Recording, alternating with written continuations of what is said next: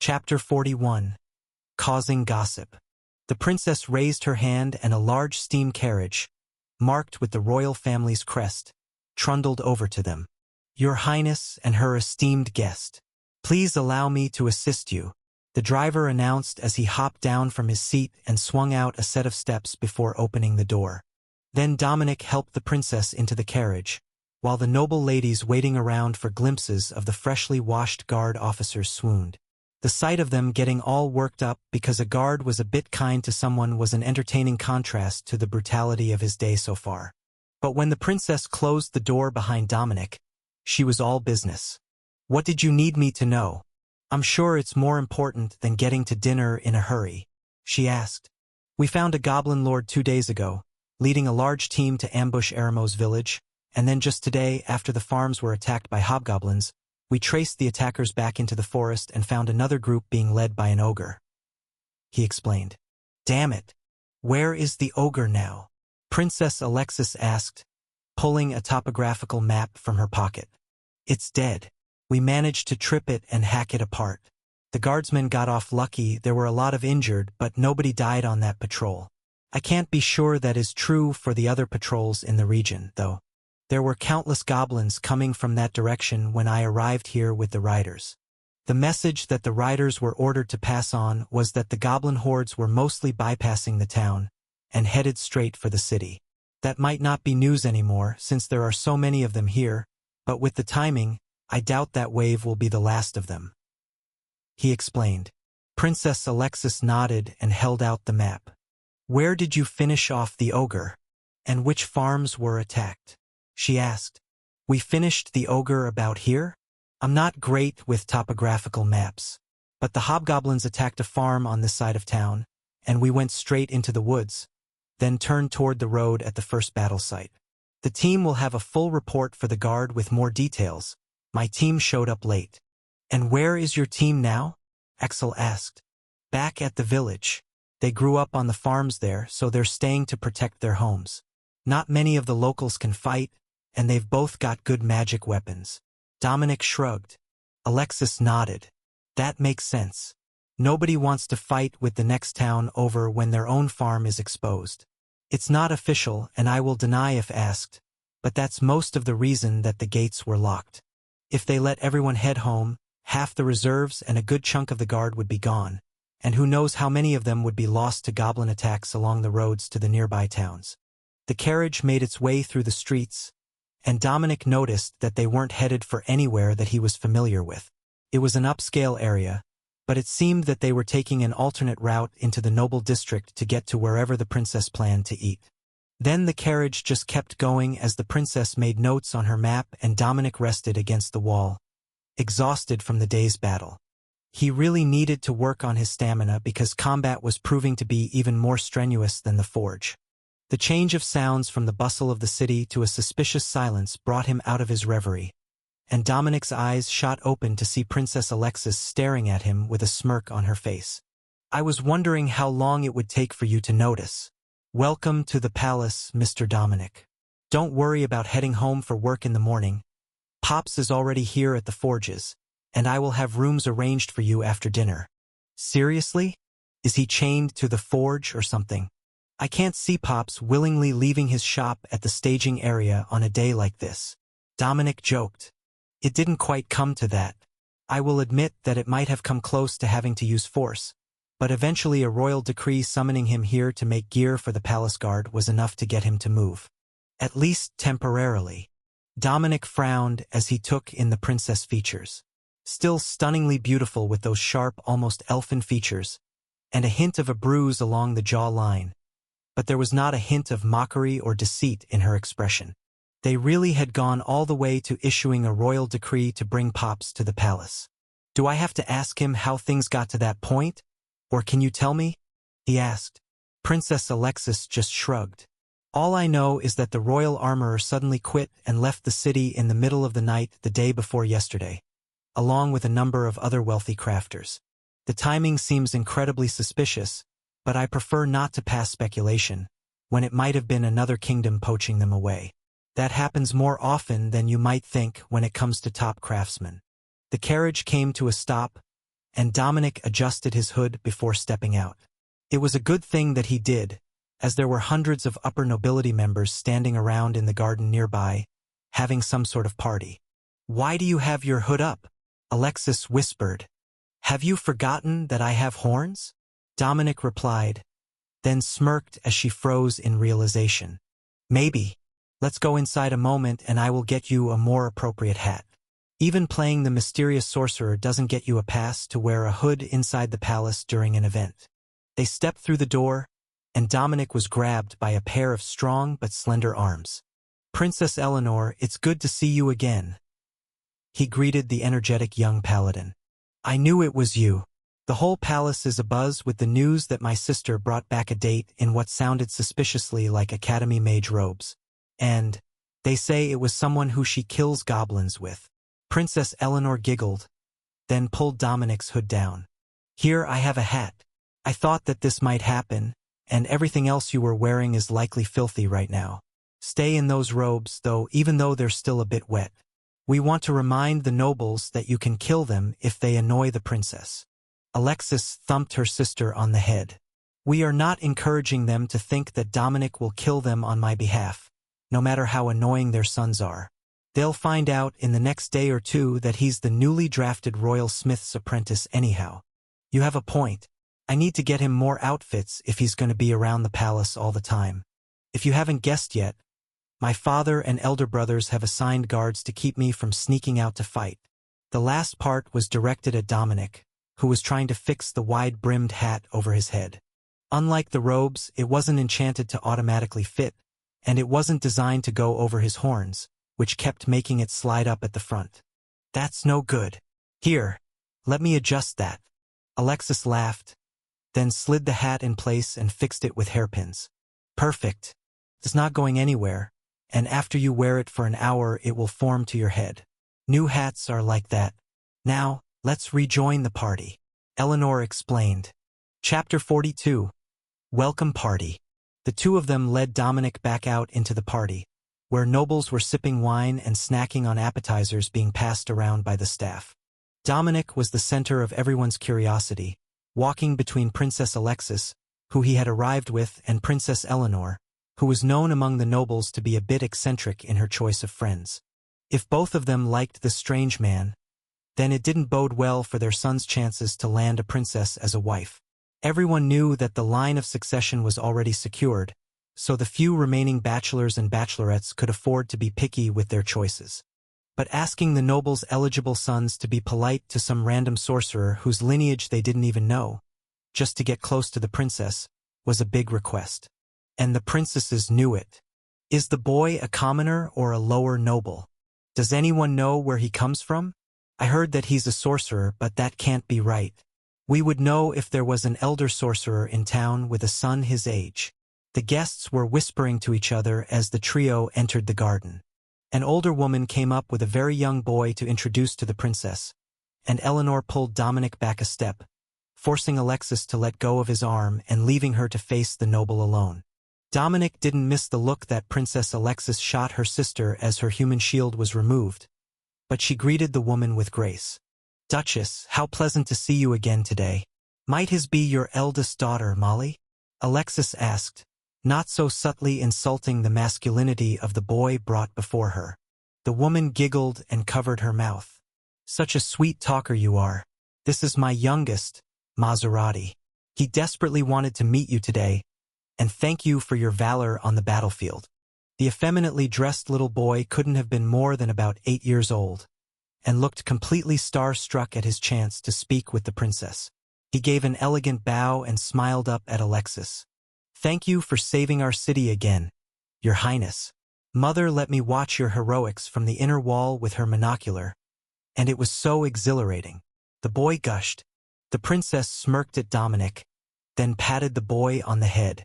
"Our entire guard has been working very hard today to keep the city safe, but I appreciate your consideration. Tell me, what was your favorite part?" That seemed like a strange thing to ask a child about combat, but if he was watching it from kilometers away, atop a hill using a telescope, then it was more like watching a movie, and he wouldn't see the blood and gore in the same way. Oh, that is easy. When that returning scout group charged the back of the goblin lines, and they had the lances, and boom, just ran right through the goblins.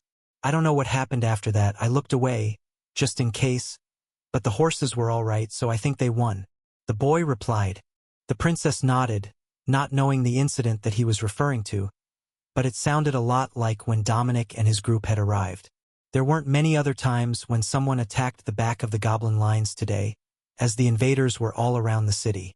The Duchess led her young son away before he got too excited and annoyed the princess, but he was immediately replaced by more well-wishers who knew that the princess had been in combat today. Is this the sorcerer that you returned to the city with? He's exquisite, isn't he? I heard that he doesn't even go to combat with the clinic witch's potions on him. One of the young noblemen commented. There are plenty of clerics around during the battle, but he was returning from Eramo's village today after a long journey.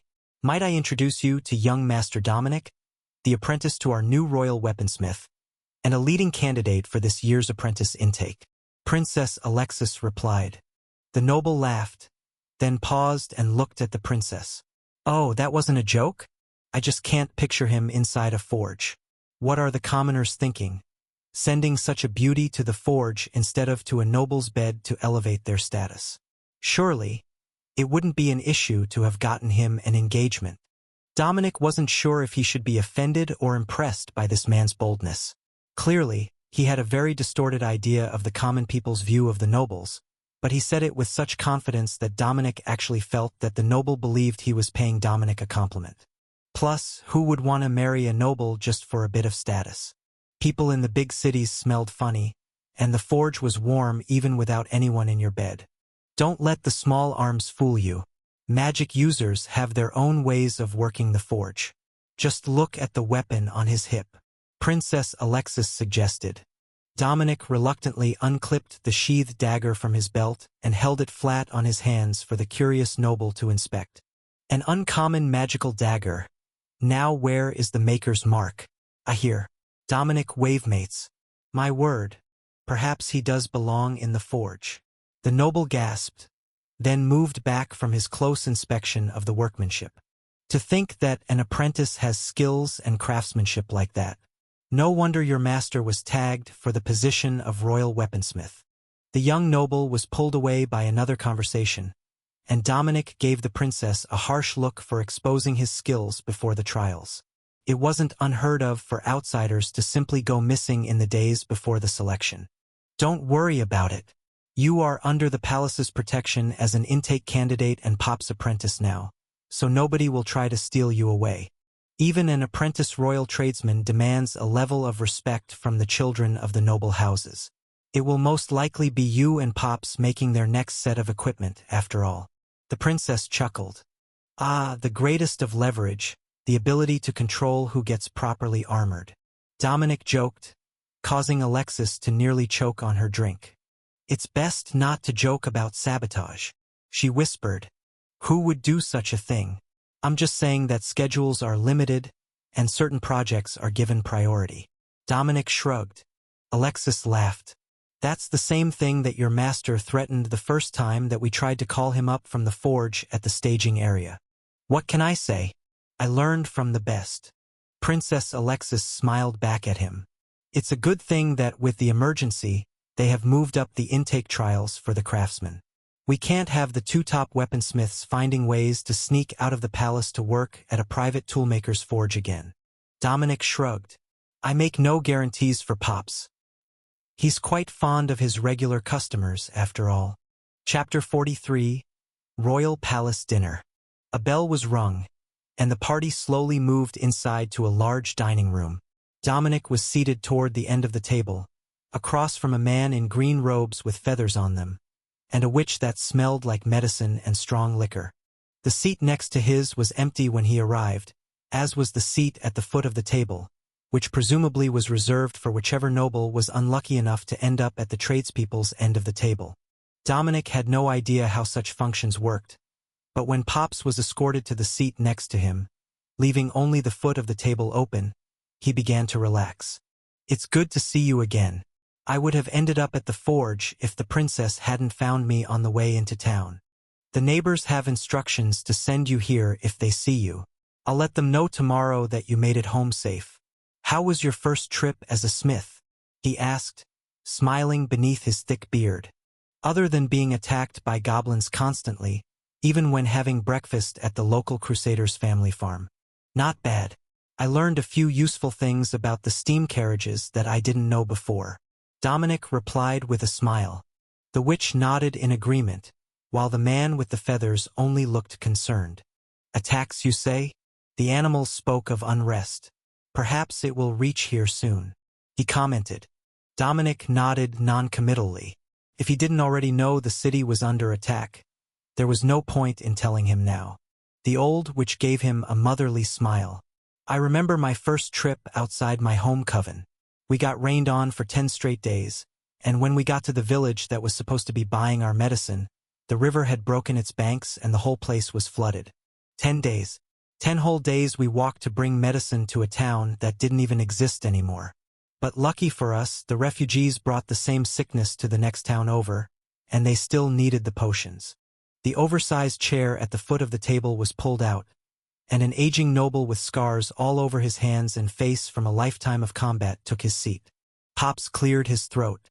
General Fox, I would like to introduce my apprentice, Dominic Wavemates. The old soldier smiled at Dominic. I know. I have been hearing his name all day. First on the battlefield, then in the common district, where the word is that he has captured as many as 3 young princesses' hearts, and then in the garden, where word of Princess Alexis' new sorcerer that can craft magical weapons is the talk of the nobility. What do you think of the fine rumors that have started around you, young Master Dominic Wavemates? At least 10% of that is true, Lord General Fox. Dominic replied formally. The drunk witch cackled with laughter, tears running down her face, and the feathered man rolled his eyes. He might be a good match for that oddball of a princess. He is a Wavemates.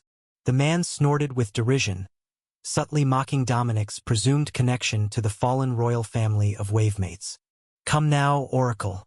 She's not such an odd one for not wanting to get married early. How old were you when you first got married? The general asked, and the man pointedly ignored his question. Dominic took that as him being a lifelong bachelor, so he kept his opinions to himself and decided to chat with the general instead. General Fox, surely the gossip can't have assumed that a man they saw for the first time was the princess' new consort after they found out that I was the royal smith's apprentice. Dominic asked. You must be new to the boredom and petty intrigue of palace life. I assure you, should the princess not dissuade them of the notion, there will be complaints by the end of the month that she has not set the date for an engagement party. If you were from a known noble family, they would have assumed that the engagement was already formalized by the time that you stepped out of her carriage in the courtyard. Pops patted Dominic on the shoulder. Welcome to palace life. It only gets more chaotic after this. The meal was served, or at least the first course was served. Dominic looked at it in concern for a moment, as it seemed to be nothing but a small cube of steak with a leaf on top, but the others chatted happily as they slowly ate, and then the plate was taken away and more food replaced it. That process repeated 6 times, until finally a dessert came out, and the mood in the room changed. Dominic took that to mean that the meal was nearly over, as the guests seemed to be getting ready to go home.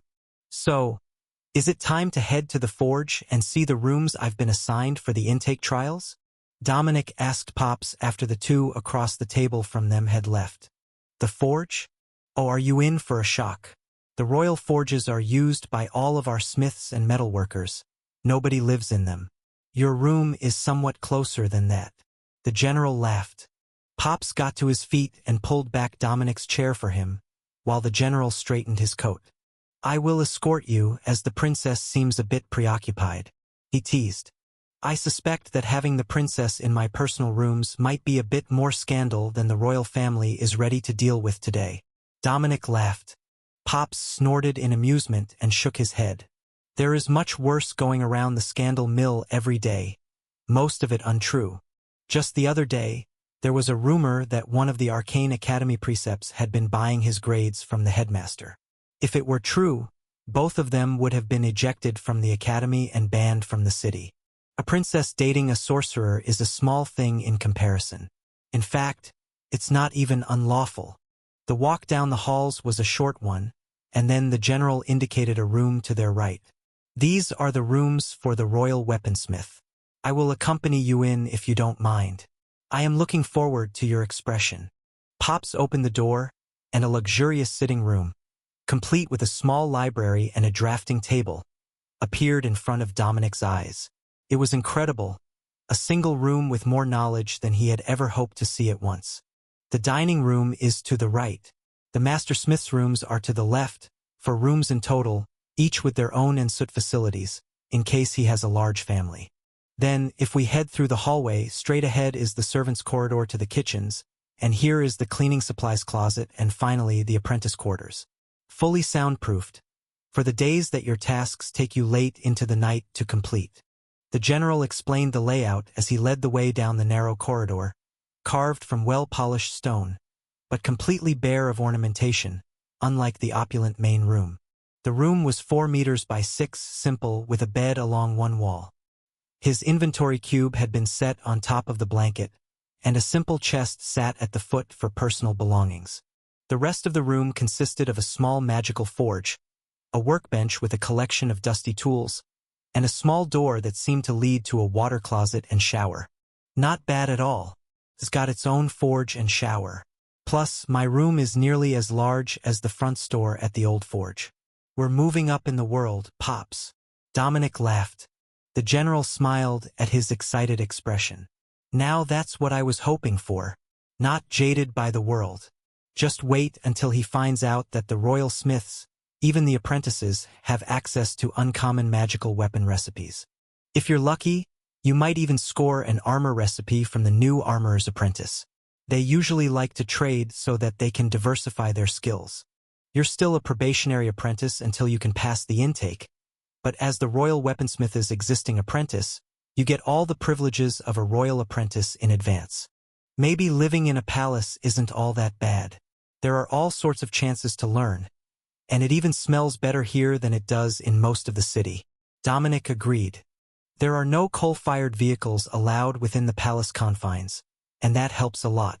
But the smithy will still have plenty, since the soot is needed, or so I'm told. The general explained. That's fine. The smithy always smells better than the outside world. Pops shook the general's hand, and the older man turned to leave. You've got an interesting one there, Pops. Take good care of him. Chapter 44. Inspired. Dominic was too excited to sleep for long, and it was still hours until dawn when he woke up, fully intending to go check out the library in the front room. Then, he realized that he had totally forgotten to clean his actual clothes after arriving in the palace yesterday, and the only thing he had to wear that didn't need to have more goblin filth scrubbed from it was the mage robe he was wearing to dinner, which was completely unsuitable for work.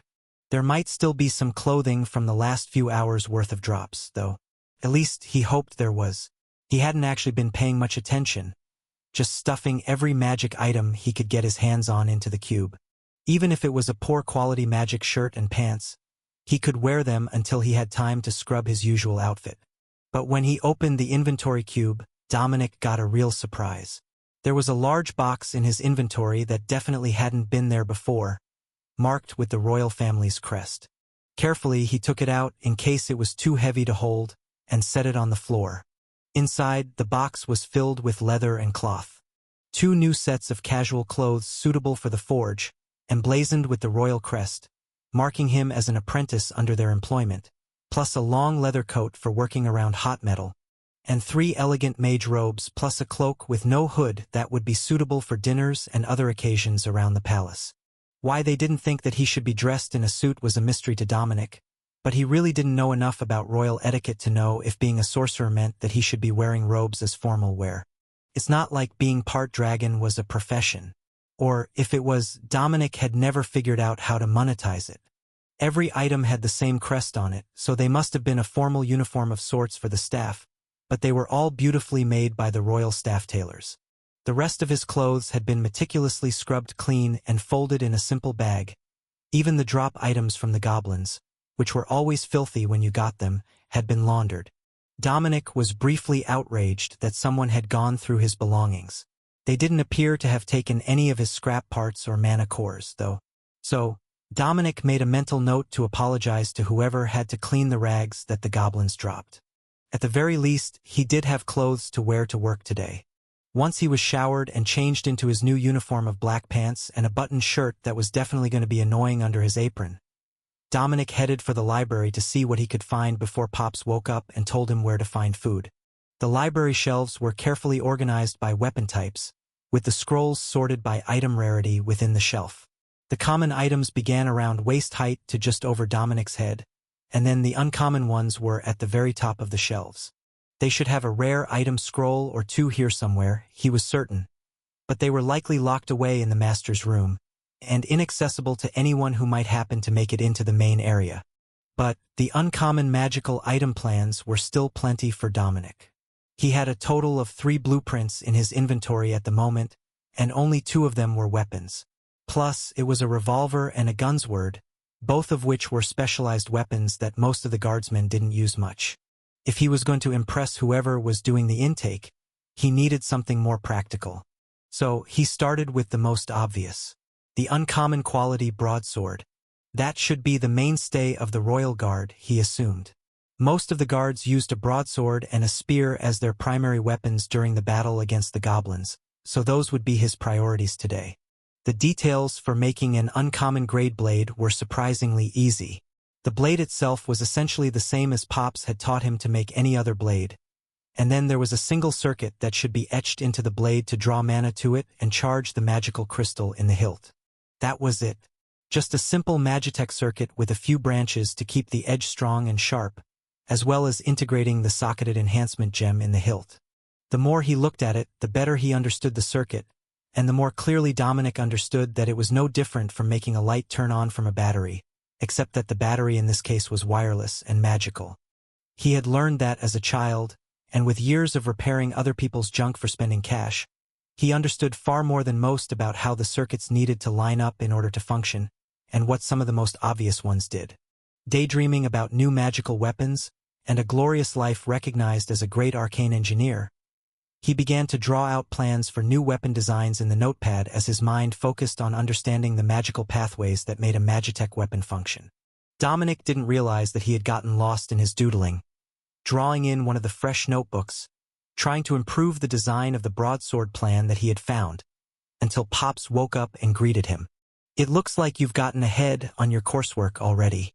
What makes you think that will be a functional weapon?" he asked, indicating his drawing.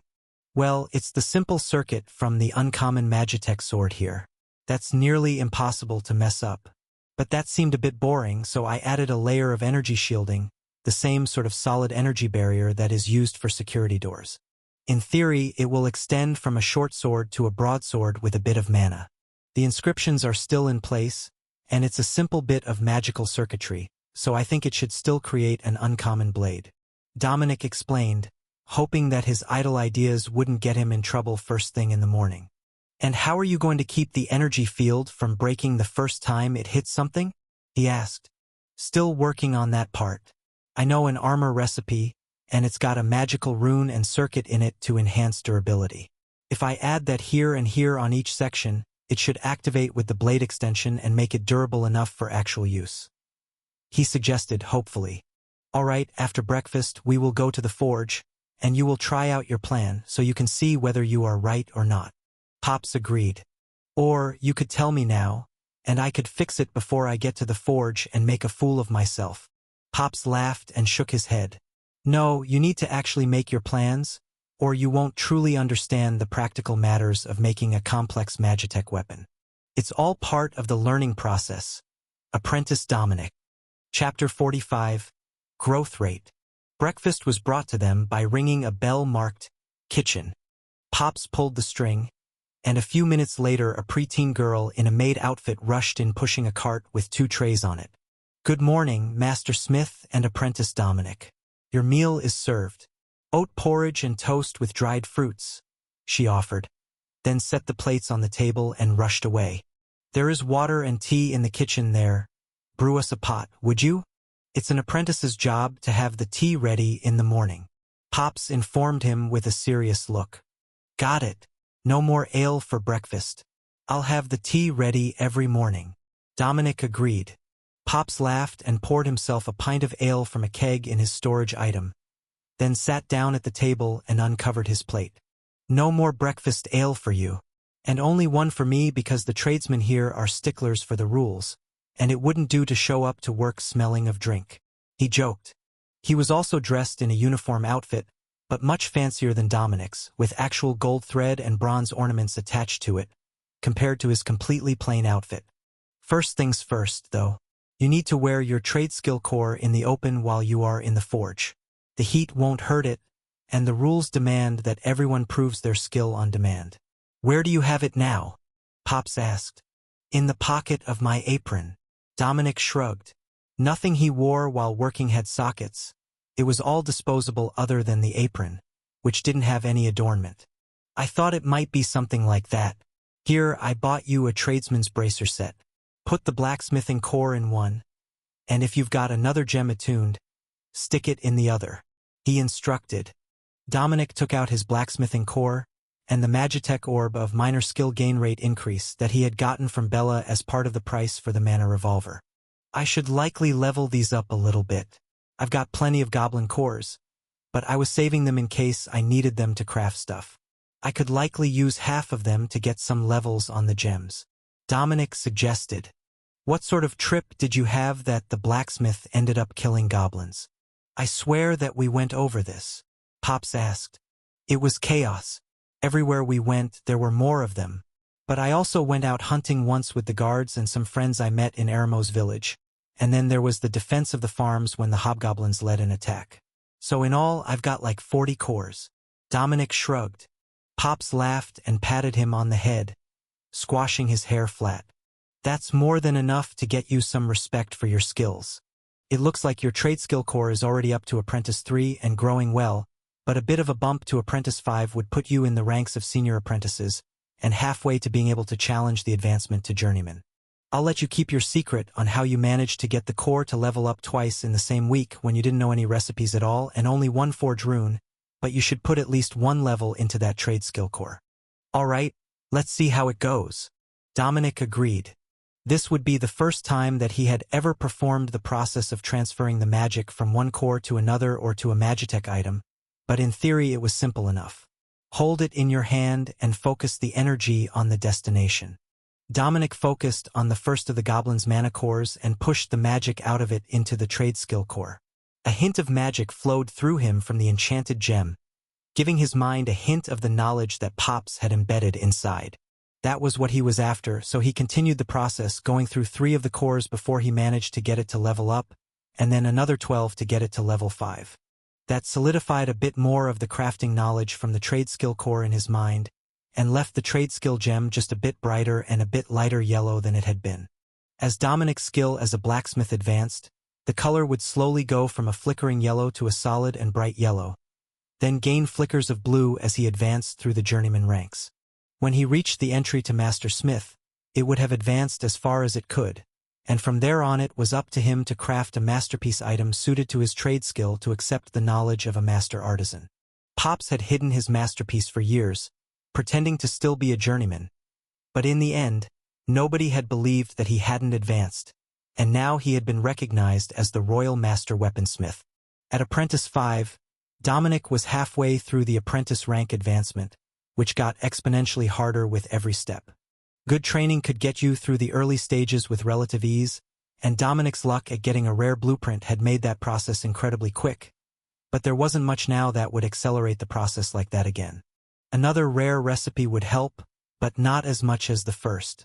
Going from rank 2 to 3, as he had when he got the mana revolver recipe, was dozens of times easier than going from Apprentice 5 to 6. That was where the minor skill gain rate Magitech orb came into play. Advancing it would help his bring other skills up more quickly, and although it was the lowest grade of Magitech orb, it was by far the most valuable item that Bella had traded him for the revolver. As he held it in his hand and felt the attunement finalize, Dominic prepared to transfer the majority of his cores to the device, hoping to get it to rank 3. Advancing Magitech items was more tricky than a trade skill core. The trade skill would progress in a linear fashion, absorbing magic to fully attune to the user and unlock all the knowledge contained inside. But for other enhancement gems, and especially Magitech items, how well they attune to you made a significant difference in how much effort it took to make them advance. Not just everyone was well suited to every enhancement. After all, every person's body and mind were different. The first goblin core settled into the Magitech orb, and it seemed to come to life, awakening from its dormant state to welcome him. The device buzzed in his hand as the magic was integrated, and Dominic continued to add cores to the growing sense of attunement that it was generating. After 25 cores, Pops called a halt to his efforts. "That is enough for today. You'll run right out of them if you don't stop now, and it's not going to reach another level before you do," he warned. Dominic paused his fueling to look at the orb. It had just broken through to rank 3, glowing with a dim but steady golden light between the delicate gears inside its protective cage. It was a beautiful sight, and it would be a shame not to wear this one all day. "Put them both in the bracer, and let's get to the forge. You've got a design to test." Chapter 46. Royal Smithy Wagers. Dominic tidied up the blueprints he had been studying and tucked the notebook that he had been working from under his arm. This was going to be a trial by fire, somewhat literally, to see if his ideas about how he would design something versus how to repair it back to the original spec were actually functional. Along the way, they met up with a pair of farrier's apprentices, the ones who made almost all the horseshoes and other equine equipment that the royal family needed, including the tack for the mechanical horses, as they wore through them just as quickly as any other horse. "So, how does it feel to be the master weaponsmith, old man? I hope you brought something impressive for that journeyman armorer. He was pushing hard to be chosen for the spot, and I hear he's pretty bitter." The farrier greeted Pops as they walked. "I'm not showing him shit. If he wants to impress someone, he needs to at least get on my level. Hell, he's barely on par with my apprentice, and I don't care what his trade core says." Pops snorted in derision. The farrier laughed and gestured with his chin toward the forges. "Look at that, he's even come early to wait for you. Don't mind us if we stay for the show."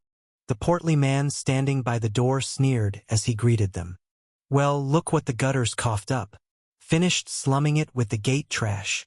the man asked. If his apprentice is this disrespectful, I can only imagine what the guy who wanted to be granted the rank of Royal Master Smith is like. Dominic Mock whispered to Pops, deliberately loud enough to be heard, and pointedly ignoring the bright blue trade skill gem on the man's necklace. If he wasn't already technically a master, he was very close to it. "Why, you little... Are those horns? Did you pick a sorcerer as an apprentice? Just when I thought that you couldn't get any lower, you managed to surprise me again." The man snarled, addressing Pops. "Aye, they're horns. We were so short on decent smiths in town that I took in the first waif that came to my door looking for work. Good thing, too. He turned out so much better than the last noble who wanted to be my apprentice. He's got actual skills," Pops replied. The man's jaw ticked and a vein in his head looked like it was going to burst, but Pops guided Dominic right past the enraged smith and over to the forges. "Everyone listen up. It's my apprentice's first attempt to craft a magic item that he designed himself. It's an ambitious one, but as usual, and in my role as his master, I will be hosting the betting," Pops announced. The forge filled with cheers and shouts as Dominic rolled out the blueprint and the other apprentices ran to get his materials. "Don't be expecting this treatment again, but we're wagering on you winning," one of the young men informed him as he placed the required materials on the bench. "Thanks. I just hope I won't let you down. This really is a design that I made and my first time trying," he replied. "Pops wouldn't lie to us. We knew it would be true. Just keep focusing and you'll get it. That plan looks solid, so even if part of it doesn't work, you should still get a common grade out of it, and that's not a complete fail on the bet." Even if Dominic turned out a mediocre creation or a partial success, everyone would get their money back from Pops. The only one who would lose out was Dominic, as it was his reputation as an apprentice weaponsmith at stake.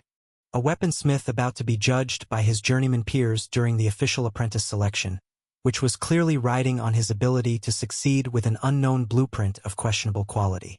The materials that they had found for him were all top quality, already refined up to weapons grade standards by the forge helpers, the junior workers who were hoping to get taken in as someone's official apprentice while they did the drudge work. Without a chance to do real blacksmith work, they rarely got any skill gains, so they were stuck at level 1 if they even had a trade skill core, but they were young, and most of them were working on building up their bodies to the stamina and strength levels that the journeyman demanded. The other workers all looked over the plans that Dominic had laid out before they placed their bets, and he could tell that the majority of them were tending toward him failing.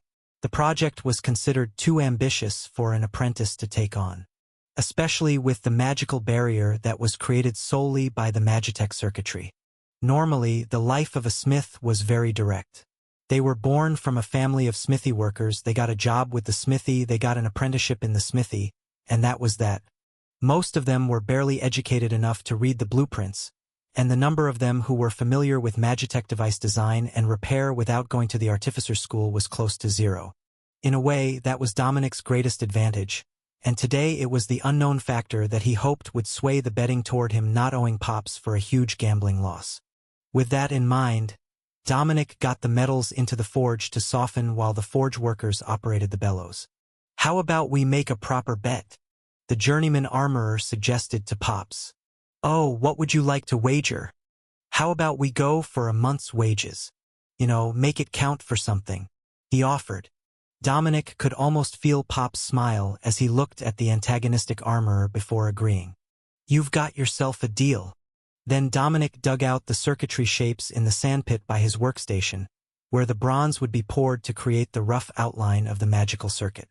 That could cool while he worked on the intricate design of the double-edged shortsword blade, and the core of the sword on which the Magitech circuitry would be mounted. He whistled happily as he worked, ignoring the crowd that was neglecting their own work to see how he was doing, and began to hammer out the basic components while the brass liquefied. "Well, he at least knows what he's doing with the hammer. I'll be back to check up on him in an hour," the farrier informed Pops with a friendly pat on the back. That was the signal for most of the others to disperse to their tasks, with only the master armorer remaining behind to keep an eye on Dominic's progress. Dominic got the feeling it was so that Pops couldn't cheat and help him out or replace his design with one of Pop's own. But Pops wouldn't make life that easy on him. He wanted his apprentice to learn where he had messed up on the blueprints, and to see if he would catch it on his own or if he would have to try again. The blade would be created with a notch in the middle, and then an outer plate on one side of the fuller would be pinned and pressed to hold in the core, so that the delicate circuitry would not be damaged when the weapon took a hit. That added a lot more difficulty to this than just creating a standard blade. Fortunately, the Royal Forges already had a tool to shape the blade around, and he wouldn't have to mock one up. The core, which included the majority of the structure of the hilt, bent into shape rather smoothly, and Dominic was reaming out the peg holes for the grip, so they were perfectly round when the brass was finally ready to pour into the circuit paths. Once he had carved them out of wax and surrounded that with sand to keep it from running. But when he looked over to the sand table, someone had put a hand on his patterns, messing up 3/4 of the designs that he had sketched out. While that was annoying, it wasn't the end of the world. A quick swipe with the leveling board, and he sketched out another set of designs from the blueprints, while the bronze lingered in the forge. Then he poured the bronze and let it set up as he worked on the outer shell of the blade. The hard part would be getting the moving portions of the circuit's actuation relays to perfectly align without having pre-made mold stamps. Artificers would, and anyone who regularly made gears and Magitech circuits like the repairmen, but this was a Royal Military Working Forge for standard-issue weapons, armor, and horse supplies. They weren't the ones that you went to for that sort of fancy thing. But Dominic knew a simple trick to making the layers of circuit work together. He just had to make them all identical, and then space out the mounting points until they met properly. And that was what he did.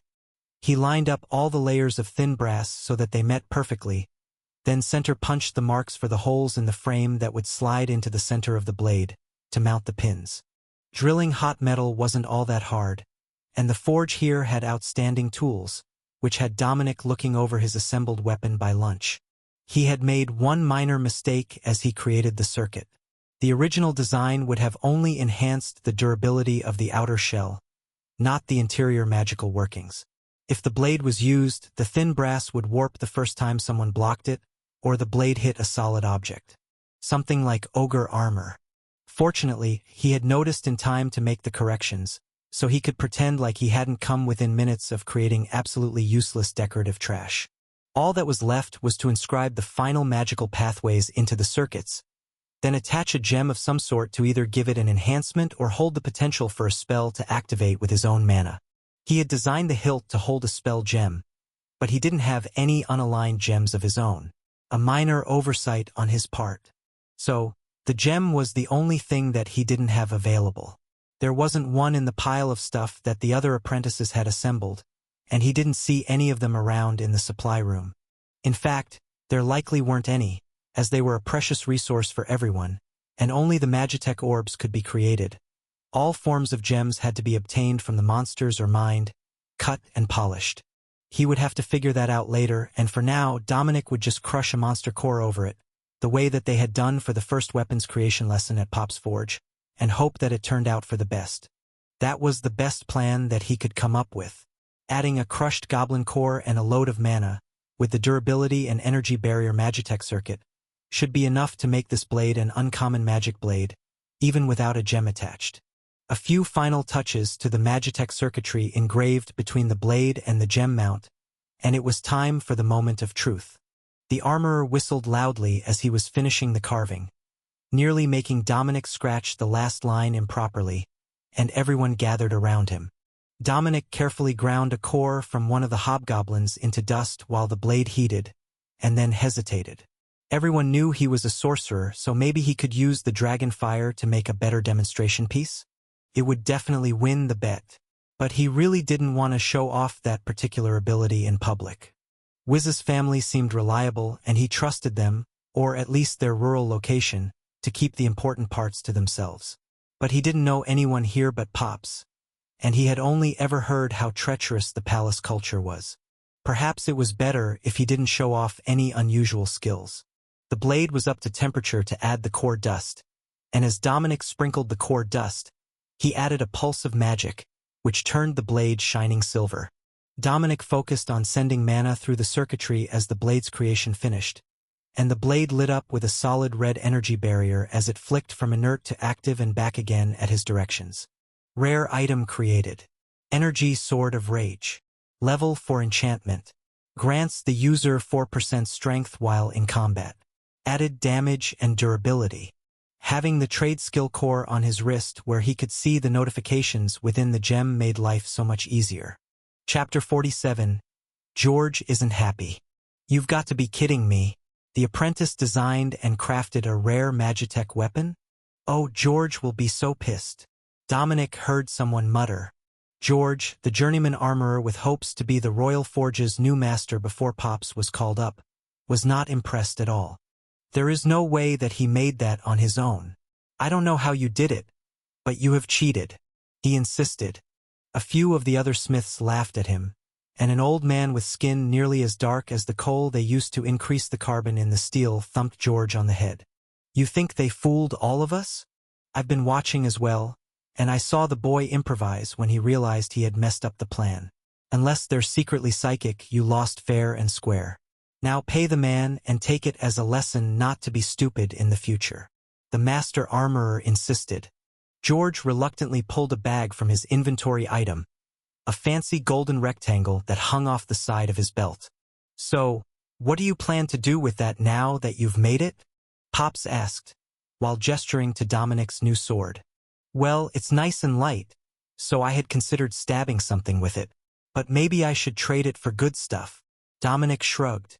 You would stab someone with a rare sword? One of the apprentices asked in shock. Something for sure, possibly a goblin. But it's a sword, that's what they're made for. He replied. But you're a blacksmith, not a soldier. The apprentice reminded him. And a sorcerer. So stabbing them is somewhat redundant as I can cast spells, but it is still rather satisfying. Dominic agreed. Pops laughed and shook his head at the silliness of their argument.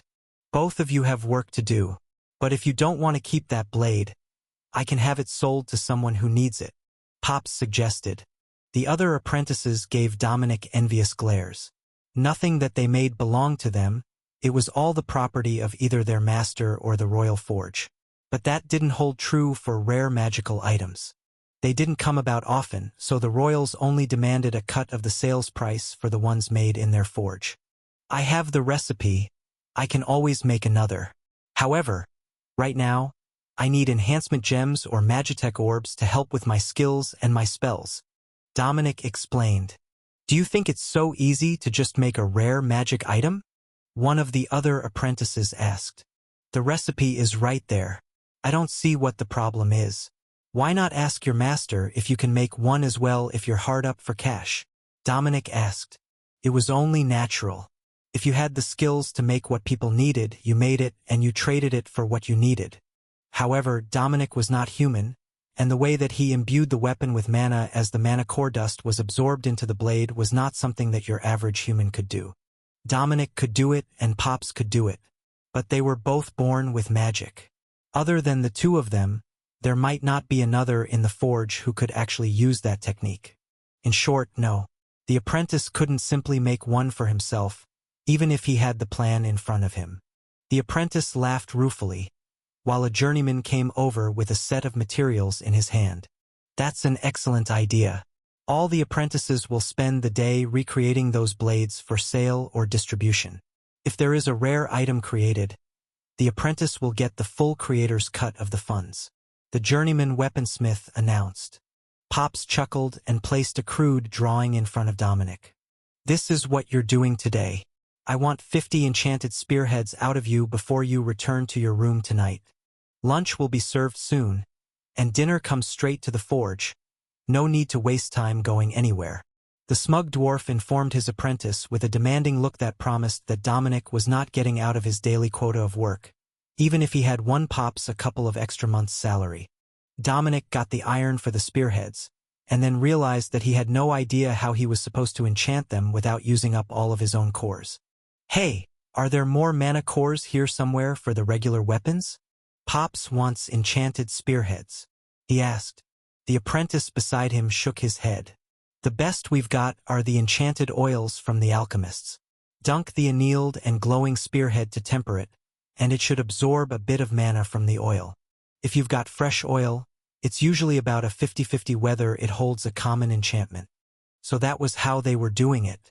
There was a bucket of quenching oil by his station, but Dominic hadn't had to use it when he was creating the sword with the monster core. But Pops wanted him to hammer out 100 spearheads by the end of the day, just to make 50 enchanted ones?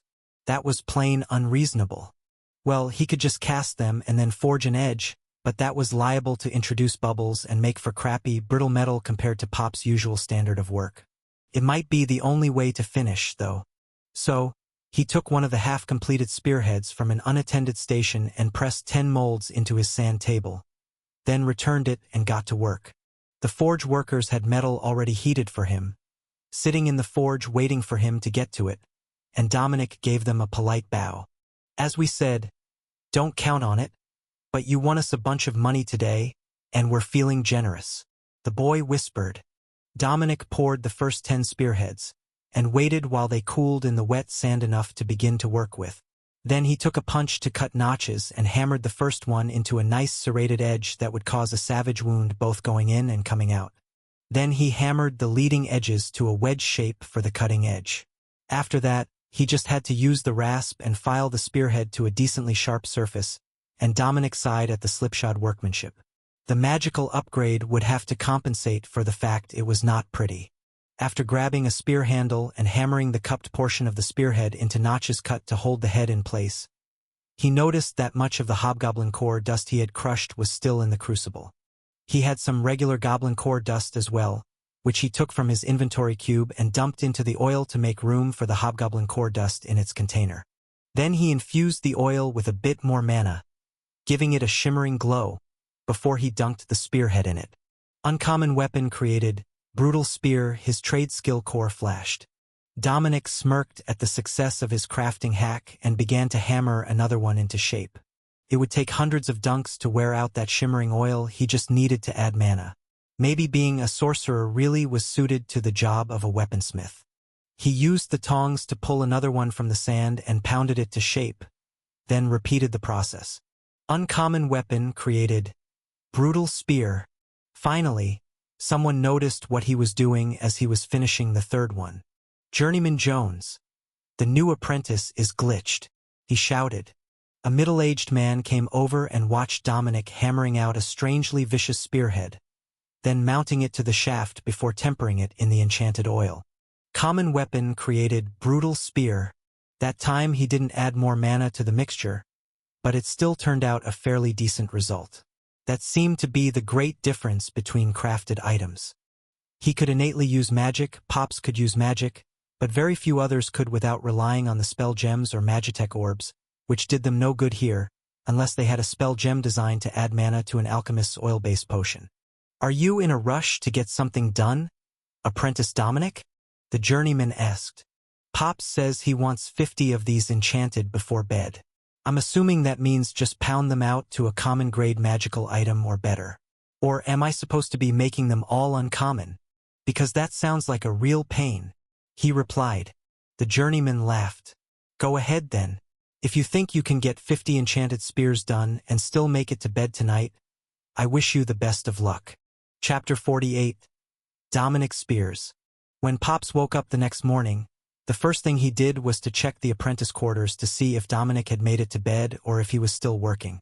There was no need to go inside the room. The door wasn't fully closed to soundproof it, and he could hear the boy snoring away and mumbling in his sleep about spearheads from down the hallway. It was a rite of initiation for the new apprentices to work day and night most days until they got their speed up to par, and none of the journeymen actually expected that the apprentices would be able to get the first task that they were assigned done by dawn. Instead, they would pretend to relent in the morning after breakfast and send their apprentices to bed for a few hours, only to drag them out of bed for lunch and put them back to work finishing the previous day's tasks. So, as the new apprentice candidate had made it back before he woke up, Pops went to the forge after breakfast to see how Dominic had done. As he walked, the old dwarf realized this vetting process was all just for show.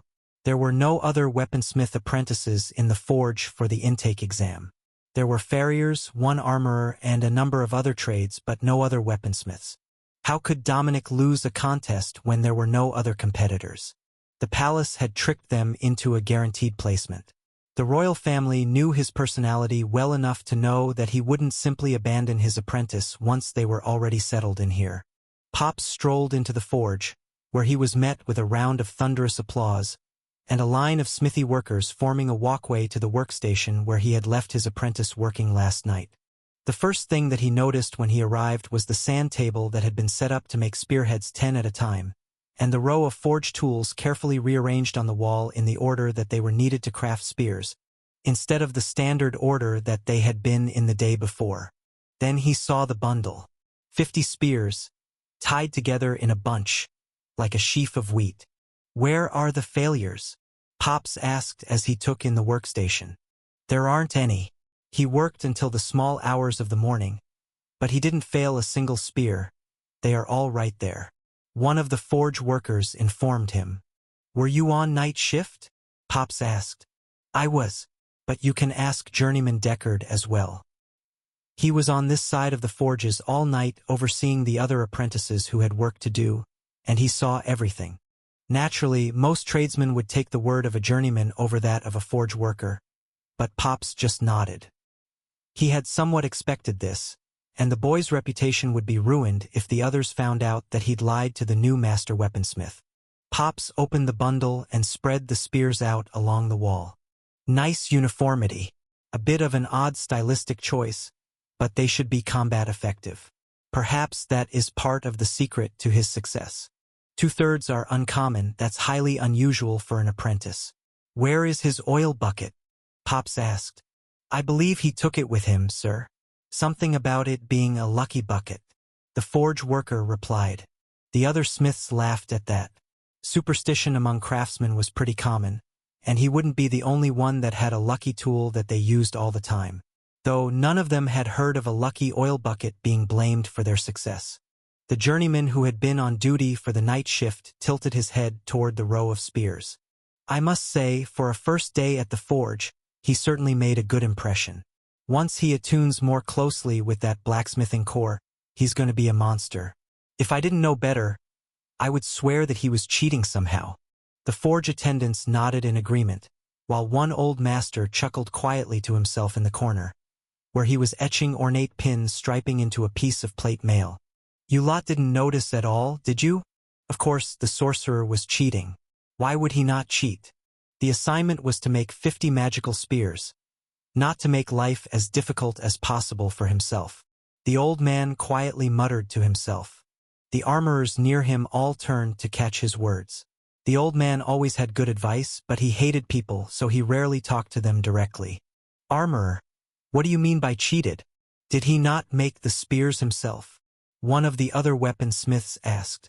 Of course he made them himself, you half-wit. They've all got his maker's mark on them. But what can a sorcerer do that you can't? He scoffed, gesturing with his hands to emphasize his point. Then his voice dropped back to a more normal volume, and he coughed for half a minute before continuing. He added mana to his oil bucket every time he made a weapon so that they would all turn out magical.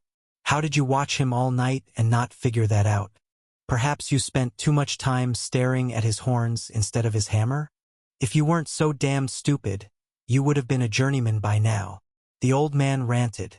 All right, that's enough. No making the apprentices cry this week. You promised. Journeyman Deckard reminded him. Not my fault if he cries because he can't see what is in front of his face. Deckard gave the old man a glare, and he huffed, then returned to his work, decorating the ornamental armor piece he was working on. Pops bundled the spears back up into a sheaf before looking out over the gardens outside the forge. I should probably send my apprentice to take his spears out to the line. They're going to need them soon, and they should know who they come from, since Dominic's maker's mark is a new one to them. He decided. He did get the job done in one night. We might have to update the way that the rest of our apprentices make spears, though. Those look vicious, and they're sure to cause some real damage as you pull them free. Journeyman Deckard noted. Well, he's been asleep for a few hours. I'm sure that he's up for another goblin bloodbath with the princess. One of the farriers joked. Pop sighed and rolled his eyes. He couldn't even refute that. If he sent the boy to the front lines with a bundle of spears, he was definitely coming back covered in goblin blood. He had likely killed more of them than the rest of the apprentices in the forge combined, and he was the only one under journeyman level that was fully familiar with the proper use of core dust. Raising a proper apprentice really was a hassle, but Pops wasn't one to give up halfway. He would just have to push the palace to formalize the intake early and make him a proper apprentice. Chapter 49. Delivery Wagons. Pops supervised the apprentices and journeymen for a few hours, as there were no orders for master-crafted weapons at the moment, and then went to collect lunch for himself and Dominic, who was still mumbling about spears in his sleep. The lucky oil bucket in question was sitting next to the forge in his room, still laden with mana and suspiciously shiny. Pops kneeled next to the bucket for a closer look and realized that he had dumped a bit of core dust into the oil for added effects, and then included some of his own mana to improve the efficiency. It was a devious measure that he wasn't sure even the old armorer had fully appreciated. Dominic, wake up. It's time for work. Pops shouted from right beside his bed. 5 more minutes. I paid for the full night. He mumbled as he snuggled deeper into his pillow. They're going to take your oil bucket if you don't get up. Pops tried. That made him open his eyes a bit, and magic flared at Dominic's fingertips before the bucket seemed to disappear as the stool shifted across the floor, and his eyes closed again. Did you just cast invisibility on the oil bucket? Pops asked. Sleeping. I'm sleeping. Dominic complained as he slowly realized that it was Pop speaking, and that he wasn't at a hotel with soft beds. He rolled to an upright position, then stretched his arms over his head and rolled his neck to get the stiffness out. It's not invisibility, it's just a minor illusion. I made it look like the work stool. Serves them right if they sit in the bucket. Dominic grumbled. Then the smell of roasted meat wafted into the room as the staff brought in lunch, and the exhausted dragonkin began to look more awake. Get dressed to go for a walk through the city. There should be a uniform for that. Once you've had lunch, you will go deliver your spears. Pops informed him with a smile. Oh yeah, spears. How did you like them? It took me nearly all night to finish. Pops patted the short blonde sorcerer on the head. They're excellent. I'm sure the spearmen will love them. That's why you're going to deliver them personally. Now, get some food in you, they will be needing those spears. I heard that they're seeing more large monsters along with the goblins again. Something strange is going on out there, and it looks like it will get worse before it gets better. Dominic thought about the ogres he had seen fighting alongside the goblins. That wasn't normal. The ogres didn't take goblins as slaves or workers, so they shouldn't have much to do with each other. Someone or something else must have been organizing them. They made their way back to the forge after lunch, where they found the whole weaponsmith's area in shambles, with tools scattered all over the floor and the bundle of spears thrown everywhere. The area was suspiciously empty, except for the old armorer working in the corner. That failed apprentice of yours sure has a temper, the old armorer noted as they walked past him. What's his problem today? Seems like he wanted to get his money back. So he made a wager with Deckard that your boy wouldn't get done before noon today. The old man replied with a smirk. Well, as long as he didn't break the weapons, they all need to go out to the front lines right now.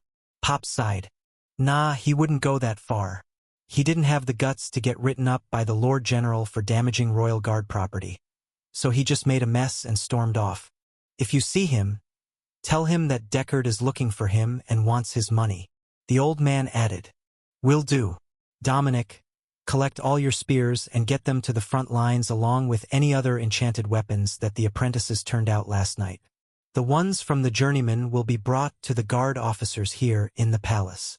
Pops explained. That made sense, the officers got the good stuff and the rest of the guard got the leftovers. Well, most of the time. There were numerous uncommon grade spears in the batch today, and that didn't seem to be the norm for these weapon deliveries. In fact, out of the entire wagon that they loaded, there were only 2 other uncommon grade magical weapons made by the apprentices. The 2-wheeled cart was pulled by a mechanical donkey and had a spring-mounted seat in the front, like the stereotypical farmers' carts of children's stories. Mostly farmers couldn't afford mechanical donkeys and had larger wagons, but the stereotype continued. I will see you all soon. Dominic laughed as he vaulted up onto the seat of the wagon. The donkey came to life as he tapped the reins, walking through the palace grounds, while Pops and the old armorer laughed at the excited sorcerer. Dominic bounced along the cobblestone roads with everyone moving out of the way of the palace wagon, knowing that it had the weapons for the guard who were out fighting right now. The donkey wouldn't go faster than a slow trot, but it was still fast enough on the bouncy seat of the wagon. He left through the noble quarter gate, the closest to the forge, and the moment that he passed the gates, the stench of dead goblins in the sun assaulted his nose, and the sounds of battle doubled in volume. What are you delivering, apprentice? A guard sergeant yelled from near the line, struggling to be heard over the din of battle. Royal weaponsmith apprentice, Dominic, with today's weapons. I've got plenty of uncommon spears and a collection of blades and axes. He yelled back. I'll take them. The hobgoblins are breaking weapons faster than we can replace them. How many spears do you have? He asked at a more normal volume as the wagon covered the 100 meters to the front lines. Dominic fired an arcane blast into a hobgoblin that was gaining an upper hand on a pair of guards and pulled the donkey to a stop. I've got 50 spears, mostly uncommon, he replied. Well, ain't that sweet? The journeyman did something nice for the enlisted for a change. He muttered. Oh, I wouldn't count on that. Their gear goes straight to the officers. I made the spears yesterday. See, they've all got my mark on them, Dominic explained. Uncommon weapons in bulk from the new apprentice? I must say we got the best end of the deal when they hired Pops. One of the guards joked as he began to ransack the wagon for a new weapon. He had a broken short sword on his hip, so Dominic found him a replacement, and the guard ran off. How do we do this? Do I just roll along the line, handing weapons out like candy? Or are you coming with me to get them out the way you like? Dominic asked. I will walk beside the cart. Hand me what I ask for, and I will be sure that it gets delivered. The sergeant agreed, then gestured for a runner to come to them. Boy, give the weapons out as I hand them to you, he instructed the errand boy. Dominic threw out more spells as they talked, picking off the wounded monsters, or the ones that looked like they were getting the advantage. Do you always cast spells at everything you pass? The sergeant joked. Only the ugly things. You have no idea how hard it is not to cast on some of the nobles. Dominic replied with a wink. The man's smile highlighted an old scar that ran the length of his face. Then he whistled, and threw a whole handful of spears toward a unit beside them. Treat for you gents from the new apprentice. Try to take good care of them, he instructed. Chapter 50, Weapon Distribution. They were almost out of weapons to distribute when a shout from the line in front of them caught everyone's attention. The ogre that had just reached the line had activated some sort of magic, and his two-handed blade was glowing with black energy as he hacked at the soldiers. The blade was slicing through shields, pushing back the defenders, and about to cause a breach in the lines that dozens of goblins were waiting to exploit. Let's go. I will distract it with spells, but they won't do much to an ogre. Dominic volunteered as he pulled the empty cart to a stop and hopped to the ground. You're a scrappy sort, are you? All right, let's go. The sergeant laughed as he pulled an uncommon grade broadsword and shield from his inventory item. The oversized ogre seemed to notice their intentions and gestured in their direction. Two nearby ogres suddenly stopped fighting a defensive battle against the guards and shoved their opponents to the ground to charge at Dominic and the sergeant, while goblins behind them piled on the downed soldiers. We should have kept a couple of spears, Dominic joked as his next arcane blast dissipated harmlessly on an ogre's face. Just watch. I'll show you how the guard deals with ogres, he replied. The sergeant charged forward under the club of the incoming ogre, and cut a shallow gash all the way across its stomach before sidestepping and stabbing into its ribs. Unfortunately, the blade didn't cut deep enough to hit organs, but it did put him on the far side of the ogre so that the monsters couldn't both attack him at the same time. The reserves from the back lines of the guard formation, soldiers who were catching their breath or recovering from injuries, ran over to join the battle and fill the gap that the ogres had left in their defenses, while Dominic momentarily blinded the other ogre with arcane blast and moved back out of its line of sight. He couldn't do much while it was facing him. He wasn't that good of a fighter. But once it turned to face the guards, he could try the cutting it down at the knees trick again. The guards had thought the same thing, and as the ogre turned toward the noise and blinked away the minimal damage to its eyes, Ebola wrapped around its ankles and took the huge creature to the ground. The guards whooped in joy as the ogre got to its knees and swept them away with its club, but didn't do any significant damage. Dominic dug into his inventory and took out the rare blade he had created, then activated it with a surge of mana, extending the energy barrier to create a broadsword that was rather oversized for someone of Dominic's stature. His technique was crude, but the ogre wasn't paying any attention to Dominic as he charged, and the blade cut deep into the flesh of its back, then slid between the ribs and sunk deep into its chest. Thick black blood gushed from the wound, soaking Dominic, and the ogre let out a gurgling noise before toppling forward. He pulled the blade free and felt something enter his inventory cube as he touched the body to loot it. Then, a sense of dread overcame him, and a shadow fell over his vision as a massive club descended toward his head. He had forgotten that the other ogre was close enough to reach him, and now its club was too close to dodge. A thunk, much like the sound of an axe hitting a log, sounded right beside his head as Dominic rolled backward away from the strike. Then the broken half of a magical blade embedded itself in the ground next to him as the club swung just wide of his head. The sergeant had sacrificed his blade to knock the club away from its target. He threw the broken stub of a blade to the ground and pulled a hand axe from his belt with a grim look. "Here, use this," Dominic yelled, and tossed his blade to the sergeant hilt first. The sergeant nimbly caught it and danced under the ogre's next strike, while his team surrounded the beast with spears raised. The rare magical blade sliced smoothly through the leathery flesh of the ogre, and intestines spilled from the fresh cut as the sergeant went on the offensive. One massive hand moved to hold its innards inside the wound, while the sergeant hacked one of its legs off at the knee joint. The ogre began to spasm as it hit the ground, right before the sergeant took its head off with the blade and sighed in relief. "Are you all right?" he asked. "Yeah, thanks for that. I thought I was about to get pounded into the ground like a 10-penny nail." Dominic sighed. The sergeant extended the blade back to him, but Dominic shook his head. Give it back after. There's still that big thing to take care of, and you need it more than I do right now. One of the guards tapped the second ogre's body and smiled, then held out a small gem to the sergeant. Here, put this in your shield. I know you've been looking for one. He insisted. It was an enhancement gem of minor repair, which would slowly mend tears and cracks in equipment, but wouldn't go as far as to repair a fully broken sword unless the pieces were held together tightly. Perfect. Now, I just need a new blade. The sergeant laughed. A full set of uncommon quality magical gear was the peak for enlisted guardsmen, unless they got very lucky, and a repair gem would keep it all in top condition unless something outright shattered like his blade had done. Dominic climbed to his feet and sent a spell at the goblins in frustration. He had lost track of his surroundings and nearly lost his head.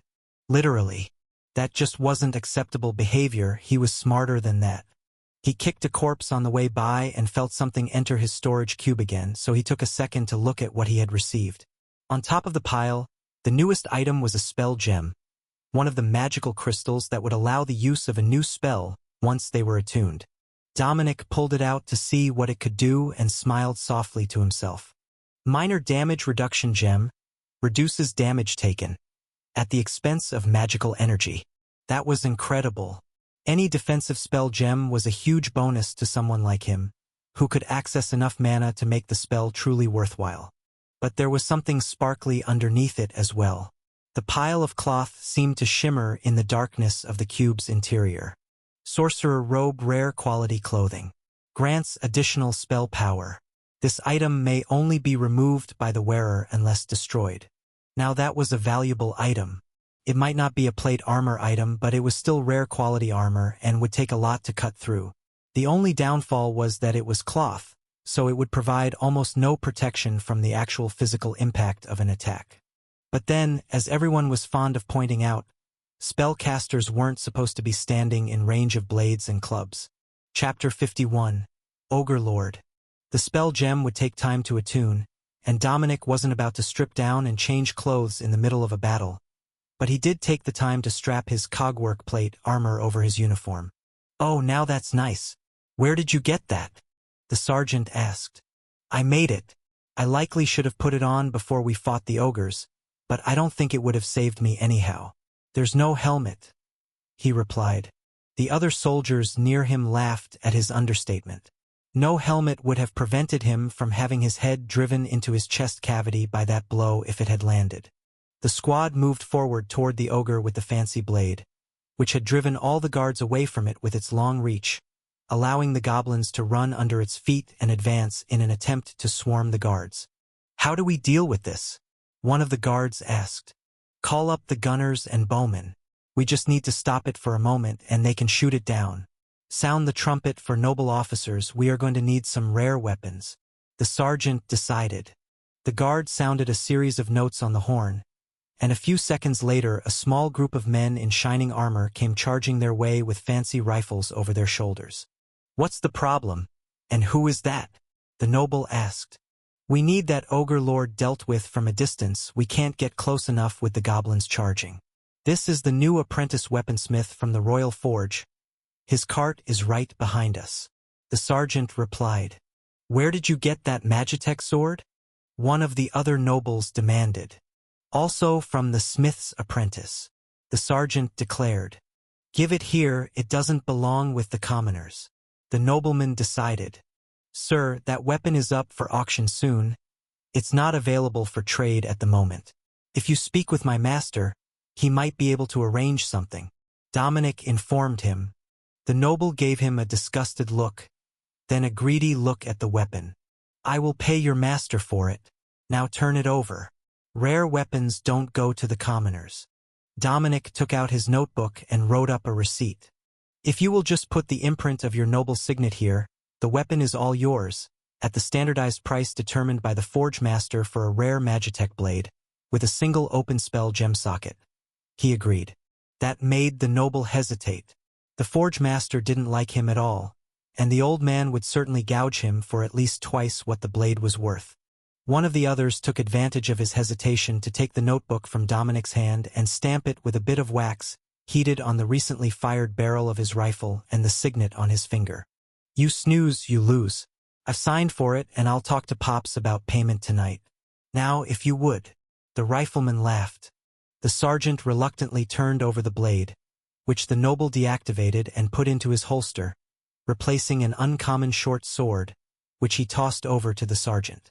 I'm assuming that your primary weapon was broken, since this was on loan.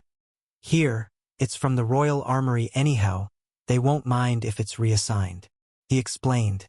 Thank you, my lord. The sergeant agreed. The riflemen set up in a row, still mounted on their mechanical steeds, and unleashed a volley into the ogre lord. It staggered a bit, and the spearman took the chance to hurl a dozen weapons into its thick flesh. Then another volley from the rifleman had the ogre lord coughing up blood, and the nobles smirked in satisfaction. With rare quality rifles and powerful enhancement gems, they had no problem taking out the beast while the guard held it off, but the enlisted guards could only dream of such luxury. None of the nobles had fought for the majority of the cores they used to enhance their gems and magitech orbs. They bought them all from the royal treasury after the enlisted guardsmen brought them back from combat. Superb. It was a pleasure doing business with you, young apprentice. I will see you this evening, but for now we shall take our leave. The noble who had bought the blade announced, and the horsemen rode back to the wall. Bunch of pompous assholes. The sergeant muttered once they were well out of earshot. But you know what they didn't do? They didn't check its body. That seems like a leader who should have valuable information on him to me. Dominic suggested. The guards grinned at each other. And since they didn't claim it, then the reward for any information that we find is split between the guards in the zone. The sergeant agreed. While the other guards in the area fought the goblins, Dominic cut a path for the sergeant with Arcane Blast, and the rest of the team blocked for him as he rushed forward to loot the ogre lord. As soon as he had it, he retreated with a huge smile on his face and a leather satchel in his hands. Ladies and gentlemen, I do believe that we have the enemy's official deployment orders. Let's get these to the duty commander and get back to work. Dominic patted him on the shoulder. Hop in the wagon, it's faster than walking, and I'm headed back into the city anyhow, now that the weapons are distributed. The sergeant motioned for the others to rejoin the fight and climbed into the cart. Dominic spurred the mechanical donkey up to its program trot and headed for the closest gate, where the officers could be seen planning deployments, smoking and lounging around waiting for the call to deploy at a potential breach of the line. Sergeant, what takes you away from your deployment? The guard officer at the gate asked. We have recovered enemy intelligence that needs to be brought to command. He replied. Understood, proceed. They slowly rolled through the camp until the sergeant pointed at a tent. That's the spot. I'll put in the good word for your performance, but you should stop at the shower tent and rinse off quick. You're filthy. Dominic chuckled. At least ogre blood doesn't smell as bad as goblin blood does. Thanks. I'll get clean before I go back and get in trouble for fighting during the delivery. Chapter 52. Like for like. Dominic made his way to the shower tent, where they actually had a separate shower for the common soldiers and the nobles, then a third one with attendants for noble ladies' use. Technically 4 showers in total, since there was one for servants as well. Though, Dominic wasn't sure what some noble servant would be doing on the front lines, where they would get dirty enough to need an emergency shower. The section for the nobles was, naturally, attended by a number of maids and servants, and had a fire outside so that there was warm water for the children of privilege to shower in. On the other hand, the commoner's version had a cogwork pump which you cranked tight, and then it would pump water for a short time until it unwound. Dominic knew those ones quite well, and this one looked like it had a decent timer on it, so he quickly got to work, scrubbing himself and his clothing clean, and then redressing in his wet uniform so that it would dry on the ride back. Nobody seemed to notice when he entered or left, and nobody bothered him on the way back, allowing his uniform to dry off in peace, without anyone being any wiser about his foray into the battlefield. Or so he thought until he got back to the forge, and one very proud noble with a brand new magitech sword was talking to Pops. He had forgotten about that little detail. Oh, my apprentice, welcome back. I see that you have found a most fascinating way to advertise your weapons for sale. Pops greeted Dominic as he parked the wagon outside the forge. I admit it was unconventional, but the offer was so good that I couldn't say no. The noble chuckled and stroked the handle of the sword with reverence. I will admit, I was startled when I found out that it was an apprentice-made weapon. But a contract is a contract. You do have the original contract with you still, don't you? He asked. Dominic handed the purchase receipt to Pops, who read it over quickly and nodded in satisfaction. It's a good thing that you came to me and not to the forge master. He's been in a bad mood all day since Journeyman George made a mess of the place in a fit of temper. I agree to your price, and we can consider this deal complete. Pops announced, then signed off on the contract, with a note of paid in full. The noble waved goodbye, and Pops thumped Dominic on the head. What were you thinking, taking that out around the Royal Rifles? They've got the rank that nobody here in the forge can say no to them. Fortunately, we got a good price for it, and we didn't have to pay the forge master an extra commission for the sale. He traded you a sorcerer's spell book for it. It's a rare magic item as well, and according to him, only those born as a sorcerer lord can actually use it. Do you have any spell gems except that one on your necklace to test it with? Pops asked. Yeah, I've got 2 more. Mage armor and minor damage reduction. I haven't finished attuning either yet, though. That's fine. With this, you don't need to. Pops explained, then handed Dominic the book. Just touch the book to the gem, and you will understand. Dominic touched the book to his necklace, and the book flipped open. Spell added minor illusion. Then he touched the spell gems from his inventory to it. Spell added mage armor. Spell added minor damage reduction. The spell gem still wasn't attuned to him, but now the book was, and he could use the mage armor and damage reduction spells through it. It's a form of Magitech orb, but in the shape of a book. In theory, you can store spells in it to cast through it, and they will all cast at the affinity level of the book. The problem is that nobody has ever managed to attune to it. But if it did work, it would theoretically allow you to use any unbound spell gem that you come in contact with, literally in contact with. Pops explained. What a nobleman was doing with such an item was a mystery, but perhaps he had also traded for it and was looking for the right buyer when he saw the sword. So, what you're saying is that if I can find more spells, all I need to do is record them here, and I only have to upgrade one item to improve them all. Dominic asked with a huge smile on his face. Were you not listening to the part about it being defective and unable to attune? Pops asked. Dominic shrugged. Works fine for me, see? The old man smirked. Oh, he's going to be choked when he finds out that you managed to attune to it. He probably thought that he'd gotten a fast one past us, and when a viscount gets insistent it's hard to say no to him, even as a royal smith. Well, it's attuned now, so at least I know that it's mine. Dominic replied. An attuned Magitech orb or item was like an attuned gem, useless to anyone but the attuned user. Unfortunately, unlike the gems, that attunement would end when they died, but even for a greedy noble, making a royal apprentice disappear was no easy feat, and this book was unlikely to be useful to anyone else. Did you get anything else out of the day? He said that you were covered in ogre blood when he met with you. He almost didn't recognize you, despite having seen you at dinner the other day. Pops asked. Just that spell gem and a fancy new set of mage robes. Well, I hope it's fancy or at least decent looking. I haven't tried it on yet. Dominic joked. Save it for the next time we get called to dinner. For the rest of the day, you need to work on weapons for the guard. You've been volunteered to go every day, since the others are all scared witless of being murdered by a goblin if they go outside the gates right now. Dominic smiled at the master smith. Pops really did understand him well.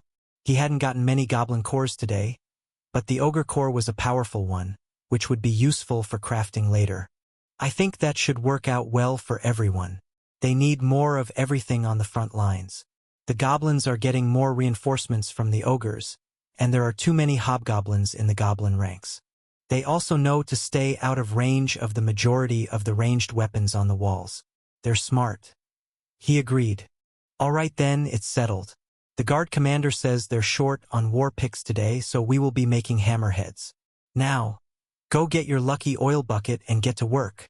War picks were a great option. They could be hammered out from hot metal in a relatively short amount of time, and they rarely needed sharpening or maintenance. Against lightly armored targets, they were an excellent option. Chapter 53, Formal Dinner. Dominic was 20 war picks into the day, all uncommon quality, when a messenger jogged into the forge and handed him, Pops and a handful of other journeymen and their apprentices, a folded letter on thick paper, with the royal seal holding it closed. They all seemed to be taking it in stride, so Dominic picked up one of the chisels and gently popped the wax free. You are cordially invited to dinner this evening in the third dining room of the palace main building. Dress code semi-formal. It wasn't signed, but it seemed like everyone who got the letter had gotten the same thing, and they were all preparing to pack up for the evening to get ready. Dinner was in an hour and a half, and they would need most of that just to get clean and changed. Wait, before you go, I have to try your lucky oil bucket. One of the other apprentices called as Dominic finished packing away his tools for the evening. Sure, have fun with that. He laughed. There was still plenty of core dust in the oil, as it hadn't been refilled, and wouldn't need to be for weeks, but he hadn't put any mana into it after his last creation. There was a nearly guaranteed chance that the apprentice would get a common grade item out of it, but it was unlikely he would do any better. Two smiths came over with their freshly created war picks, and dunked them at the same time. Both of them flared with magic from the oil, and both pulled back up as common grade weapons. Damn! It is a lucky bucket.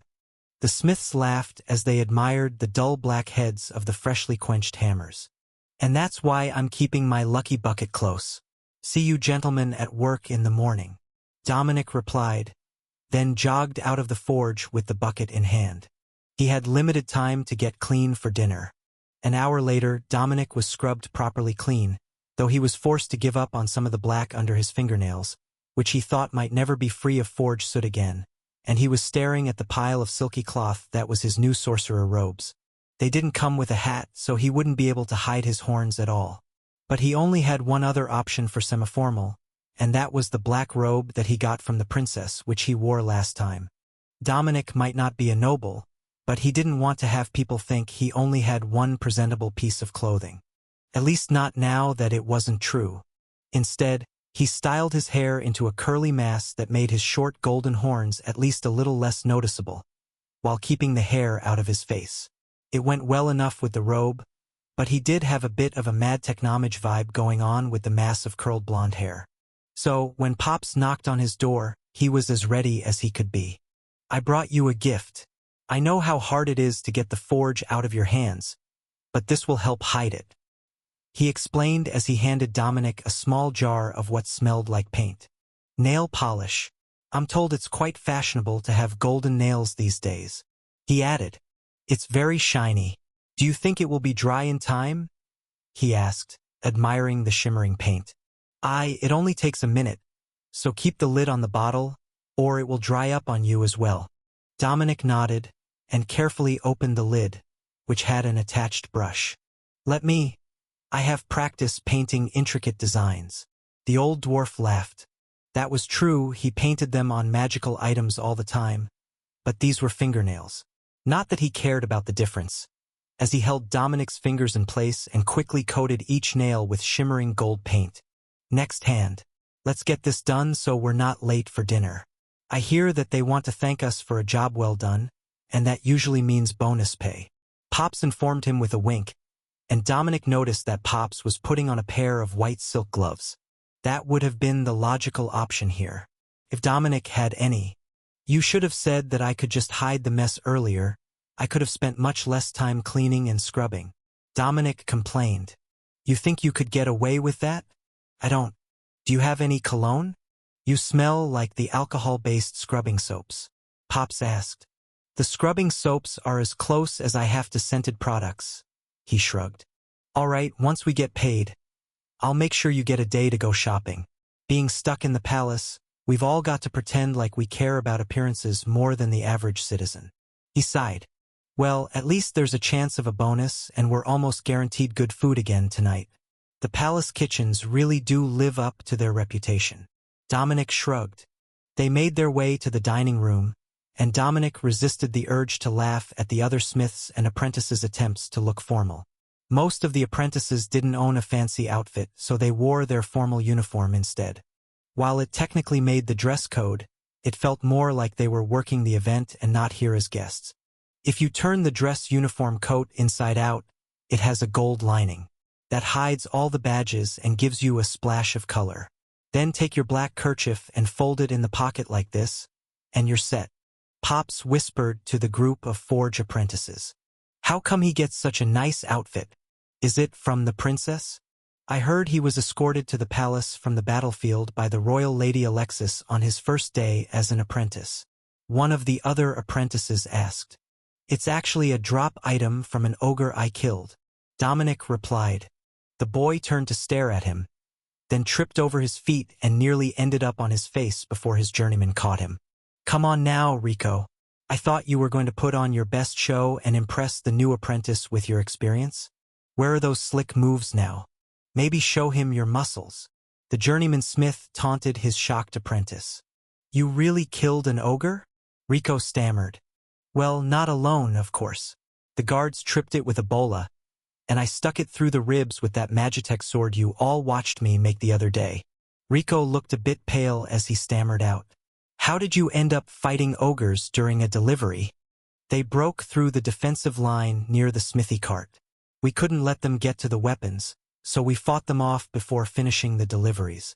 You're as crazy as the adventurers. Rico sighed, as he gave up on trying to impress the new apprentice.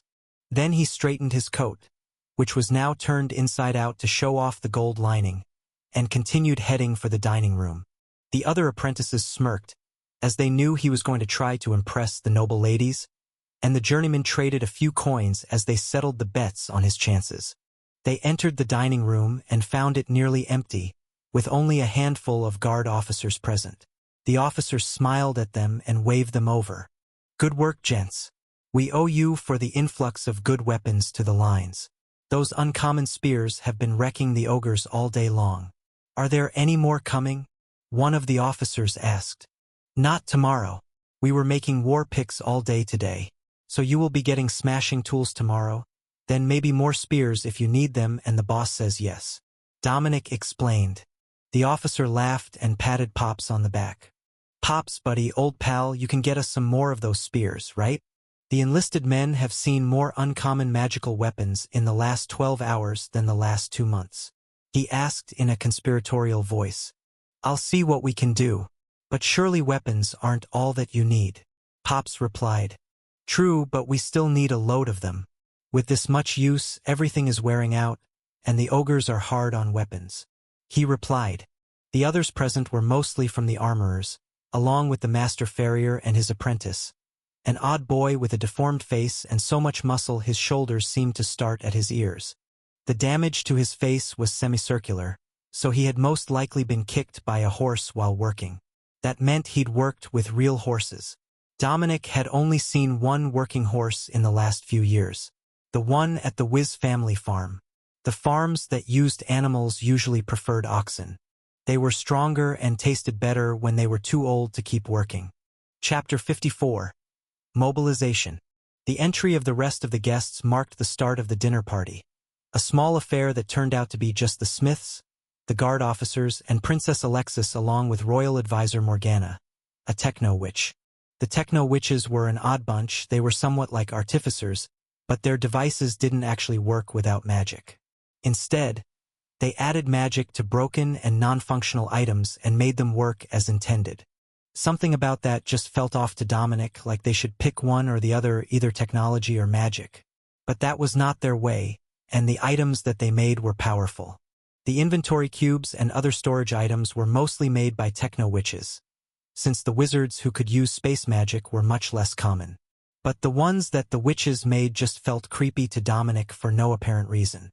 It wasn't like they did anything unusual to make them, not like the alchemists and their potions. The magic just felt odd to Dominic. The princess cleared her throat and greeted the room. Welcome everyone. I am glad that you could all come on such short notice, but we have an urgent matter that we need to have dealt with before the morning comes. There have been signs that there is a hidden force behind the attacks on Signia City and the surrounding villages. So, we are organizing missions to send out the reserve regiments to hunt for the suspected leader of the attacks. For those of you who haven't seen it before, This means a full mobilization of the army, including sending out support staff with the regiments to keep them operating. The army has most of the logistics staff, the cooks, the tailors, and such. But the smiths, the tailors, and the artificers in the employ of the palace will all be called upon to send members with the regiments. You are the senior staff in the forge, along with your apprentices, who are the most likely to be called upon, so we have brought you here today to discuss any concerns you might have. If I can't answer your queries, then the officers here will be able to. The journeymen looked at each other, while the apprentices mostly began to look a bit ill at the prospect of ending up on a battlefield. Princess Alexis smiled.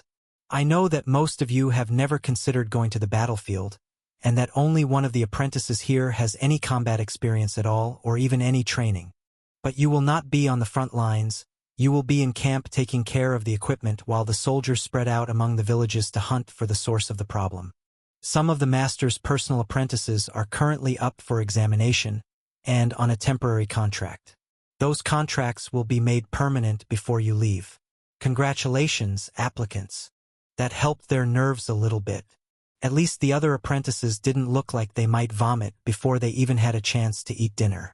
However, the announcement that they would just be approved for the position without any additional contests felt a lot like a posthumous honor given just a few days too early. Pop spoke up first. If we're sending away our personal apprentices, then both the quality and quantity of the weapons going to the front lines around the city is going to drop. They're the ones that send the weapons to the enlisted men, and the lesser apprentices and general forge workers can't keep up that standard. The officers winced at his blunt warning, but the princess nodded. That will be inevitable, but we have a plan to deal with it. There are a number of weapons stockpiled in the officer's armory, and those will be distributed to the ranking enlisted. We will also be sending more officers to the line, instead of having them in command posts inside the city. While their safety as nobles is important, it is also important that the preservation of noble lineages doesn't cross the line into cowardice. That really got the officers present concerned. These were line officers, not the most senior of staff, but if the princess ordered the entire officer corps forward, the pampered senior officers would be the ones leading the squads. The princess looked around the room. Let me be clear, it won't be a glorified version of the riflemen, putting down their cigars twice an hour to shoot down a troublesome monster. The officers, including the riflemen, will be embedded with the frontline units. While they are doing that, we are asking that the masters and senior journeymen will take a break from instructing and begin mass crafting for the sake of the army, while their juniors are away assisting the reserve regiments. Pops chuckled at that. He had been running a tool forge until this week. The others had gotten used to doing a minimum of work to keep the officers supplied. They hadn't worked like the apprentices in a long time. After all, that was the entire reason that they kept apprentices. When will we be leaving?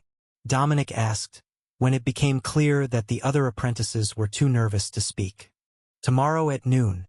I do hope that doesn't interfere with your plans, Princess Alexis asked in a teasing tone. Dominic smiled back at her. No, Your Highness. I will make the weapons delivery in the morning, so that I still have time to make certain that my hair is immaculate for my departure. The princess chuckled, as did the forge workers, who had seen what he looked like an hour and a half ago when he left the forge, covered in soot and sweat. But the officers looked more concerned than anything. You are worried about your hair? One of them asked. The princess turned to answer before Dominic could think of a good response. I believe that in his case that means without any ogre blood in it. I'm sure you've all heard the rumors, as well as the report from the lines yesterday regarding the ogre lord. Dominic nodded in agreement. I won't make that mistake again. I'm still a bit new to working near the front line during combat, and I hadn't expected that much blood when I stabbed the ogre. And the solution for next time is? The princess asked. Well, since they're magic resistant, I suppose I should learn to throw a spear, or use a gun or something. Your Highness, Dominic replied, hastily tacking the honorific on the end. Something about her just set his mind at ease, and he was already beginning to feel too comfortable around the princess. That could be bad for a commoner's health. If there are no more questions, we can enjoy our dinner, and then everyone can go prepare for tomorrow's events. The guard officers will have a list of recommended belongings to pack, as well as travel packs to load your gear in, for those that do not have a storage device. Princess Alexis informed them. Through it all, the advisor had remained silent, but she had a look of approval regarding how Princess Alexis had handled the notification. The younger twin princess didn't have a lot of royal family responsibilities, but it seemed that even she couldn't escape this one. Chapter 55. Pops is not happy. After dinner, Pops led Dominic back to their rooms with an annoyed look on his face.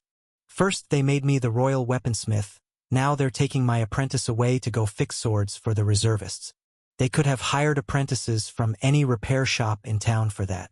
Hell, they don't even have to be real apprentices for that.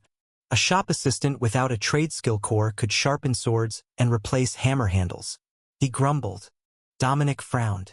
I should likely make myself a new weapon as well.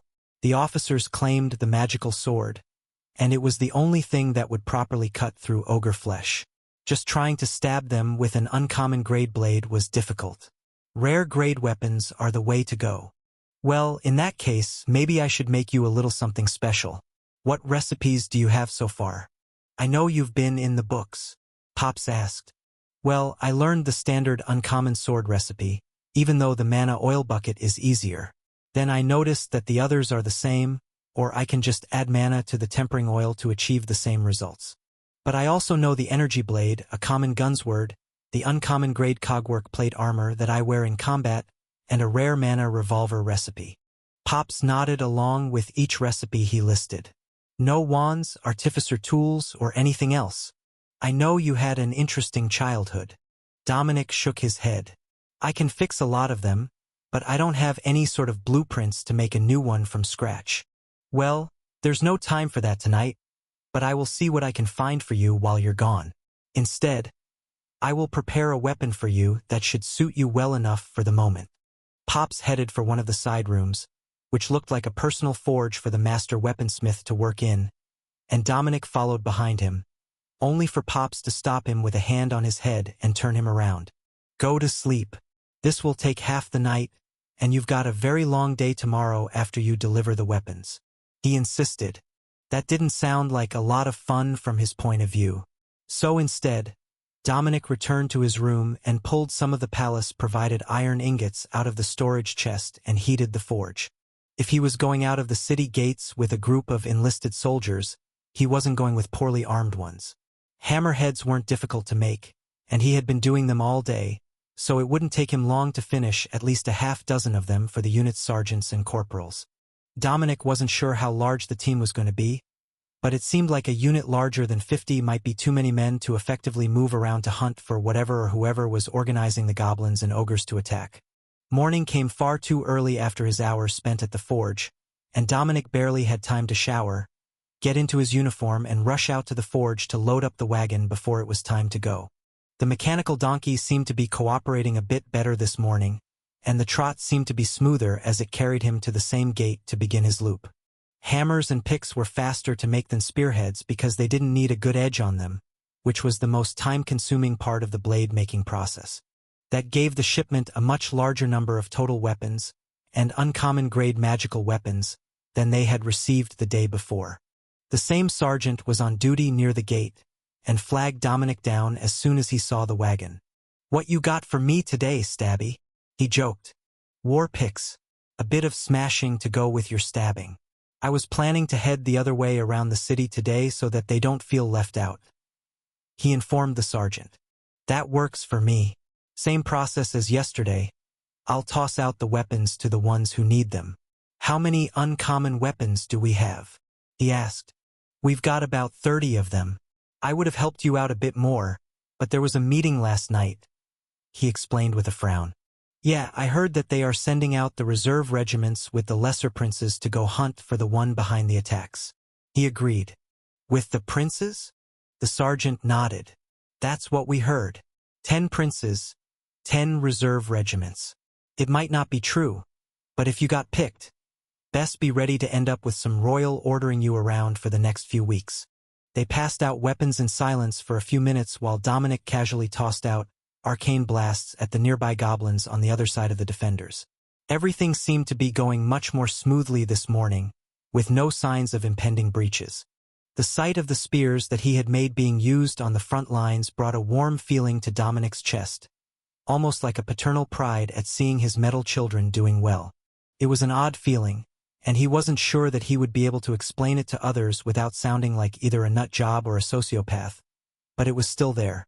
They were almost done the weapons distribution again today when they saw a group of goblins, led by a team of 10 of hobgoblins, running to get in place along the line in front of them. You know, they did this same thing yesterday. They sent those ogres to pick a fight with us, and today they're sending reinforcements to the point just after we should run out of weapons. The sergeant noted. You think that they recognize the wagon, and they're deploying based on where we should be weakest because the whole line can't get improved weapons every day? Dominic asked. I think they do. There's only one way to know for sure, though, he decided. What's that? Stop the wagon and pretend we're out of weapons while I have a smoke. If they stop circling the line and charge, then they are waiting for us to finish. If they keep going, there is a chance they were sent to a specific point which might be an estimation of where we would run out or might be a weak spot in their attack. The sergeant decided. They paused, and the sergeant lit his pipe to take a deep draw of his cigarette, as if he were on break after doing the deliveries. Just as he had thought, as soon as one of the hobgoblins locked eyes with him and Dominic, they turned to the line and charged, hoping to push through. Damn you, you goblin bastard! The sergeant cursed, then grabbed the remaining new magical weapons from the cart and ran towards the line to reinforce. Dominic was about to join them, but realized that he had to be ready to leave at noon, and if he got up close and personal with a goblin, that was not going to happen on time. It would take too long to wash the smell off. So he stood back and focused on his new spells. Mage armor created a thin barrier over his body that he hoped would keep any stray goblin filth at bay, but he remained close to the wagon and fired arcane blast at the hobgoblins every time he had a clear shot. The guards were quickly turning the tables with the influx of replacement magical weapons, and the hobgoblins were becoming frustrated. They were after something and they had been denied it. Dominic had to agree with the sergeant. They had pegged the wagon as the distribution system for new and improved weapons, and they were organizing their attacks around it. Dominic stood on top of the wagon to get a better line of sight to the hobgoblins with his spells, but that proved to be a mistake. They mistook his presence as the commander of this unit, and began pointing and shouting as he cast spells. The noise attracted the attention of a team of goblin archers, who began to fire arrows at Dominic, mostly landing well short of the wagon, but forcing him to hide inside the wagon's box for a moment until the volley ended. Once the arrows stopped, he got up and threw an arcane blast at one, taking its head off and causing the others to scream in rage while charging toward the soldiers. Way to go! Now you've pissed them off, one of the soldiers yelled. Isn't that better than having them fire arrows at you? Dominic yelled back as he finished off a hobgoblin with a spell to the shoulder that took its arm off. Not when they're trying to stab me instead, the soldier yelled back, dodging a goblin blade. Dominic took pity on the soldiers he had pulled the archers toward, and eliminated a few of the vile little monsters, while the sergeant led the others against the hobgoblins. The line momentarily cleared as Dominic blasted a hobgoblin in the face, then hopped down from the wagon bed to return to town. The sergeant motioned him over to where he was standing, and made a subtle gesture toward the larger bodies. I didn't see anything, and they didn't have anything, he whispered. Dominic shook his hand and subtly tapped the 3 closest hobgoblin bodies with his foot. Take care of the wagon tomorrow. I won't be here to make the delivery, and they're likely going to send some forge assistant that's scared of his own shadow. The sergeant sighed and looted the rest of the hobgoblins. I'll do what I can. If they're really bad, I'll have them stay at the gate and send runners to get the gear. We've had to do it before. Chapter 56. Stage to go. Now that things were settling down on the lines, and the extra forces that had come to try to breach where the fresh weapons ran out had been defeated, Dominic turned his wagon back to the city gates. He was going to have to make it back to the smith's quarters in the palace and get everything packed up and ready in 3 hours, then have lunch before the assembly at noon for the forces to head out on their hunting trip. Now that he knew that the majority of the royal princes would be accompanying the groups, it had a wholly different feel than when he thought it was just some reserve guard regiments going on a walkabout in hopes of finding something. They wouldn't send such well-trained and respected members of the royal family out without an excellent reason, Dominic assumed. It might be some sort of test to see if they were qualified for the roles that they were taking on in the future, or even the ones that they held now. But it did seem like the King of Signia was taking the possibility that an outside force was organizing the ogres and goblins against him very seriously. For once, Dominic even managed to return to his room from the front lines without any blood at all on him. But he still went for a shower, enjoying the last hot water he was likely to see for a while, unless one of the rigs had a proper shower rigged up instead of stopping by a river. It wasn't like travel showers didn't exist. The stores even had multiple options in both mechanical and magical heating devices, but for a traveling military group the temperature of the water was less important than the quality. And they didn't want to waste stored water unless they had a water witch or a wizard with them that could replace it. Once he decided that he smelled decent enough, Dominic packed a few of the scented soaps in his inventory cube and looked around for anything else that he might need. He traded the lucky tempering oil with the oil from the sealed bucket for his traveling forge setup, and then double-checked his belongings. It looked like the important stuff was all here. He didn't own enough to have to consider how much would fit in the cube. A few outfits, the tools, and his pile of spare parts and trash drop items came to a little over half its capacity. Today's hobgoblins hadn't given him anything good but the mana cores. But that was enough to keep his forge working with his usual efficiency. Or, he could feed them into his new spell book and start leveling it up. With every spell cast at the same level, he would be at a huge advantage once he had a few more spells and some levels into the book. Dominic did briefly wonder why it worked for him, when Pops had said that the device was defective and shouldn't actually be able to attune to anyone, so it shouldn't ever have spells higher than level 1, but no matter how long he examined it, the device was a mystery to him. He would need some books on the artificer's trade to understand how it worked. On his bed was a rectangular wooden box, with his name on it, written in Pop's precise script. Dominic tossed it in his inventory cube to inspect later, when he needed a surprise or kind act to brighten his mood, and decided what he would likely need to wear for the day. Armor, definitely armor. If they were going hunting, that meant they were at risk of being ambushed. With his cogwork armor on under his uniform coat and a hat firmly affixed to his head with hairpins, he was ready to head out to meet his traveling companions. Dominic stopped in the kitchen on his way, where a massive woman blocked his way. "What do you need, adventurer?" she demanded. "I'm headed out with the reserve regiments, and I was hoping to get something for the road. I'm Master Weaponsmith Pop's apprentice," Dominic explained. The massive woman, who smelled more like an ogre than most of the ogres did, smiled down at him. "I like that. Keep calling him Pops. It keeps that old bastard humble.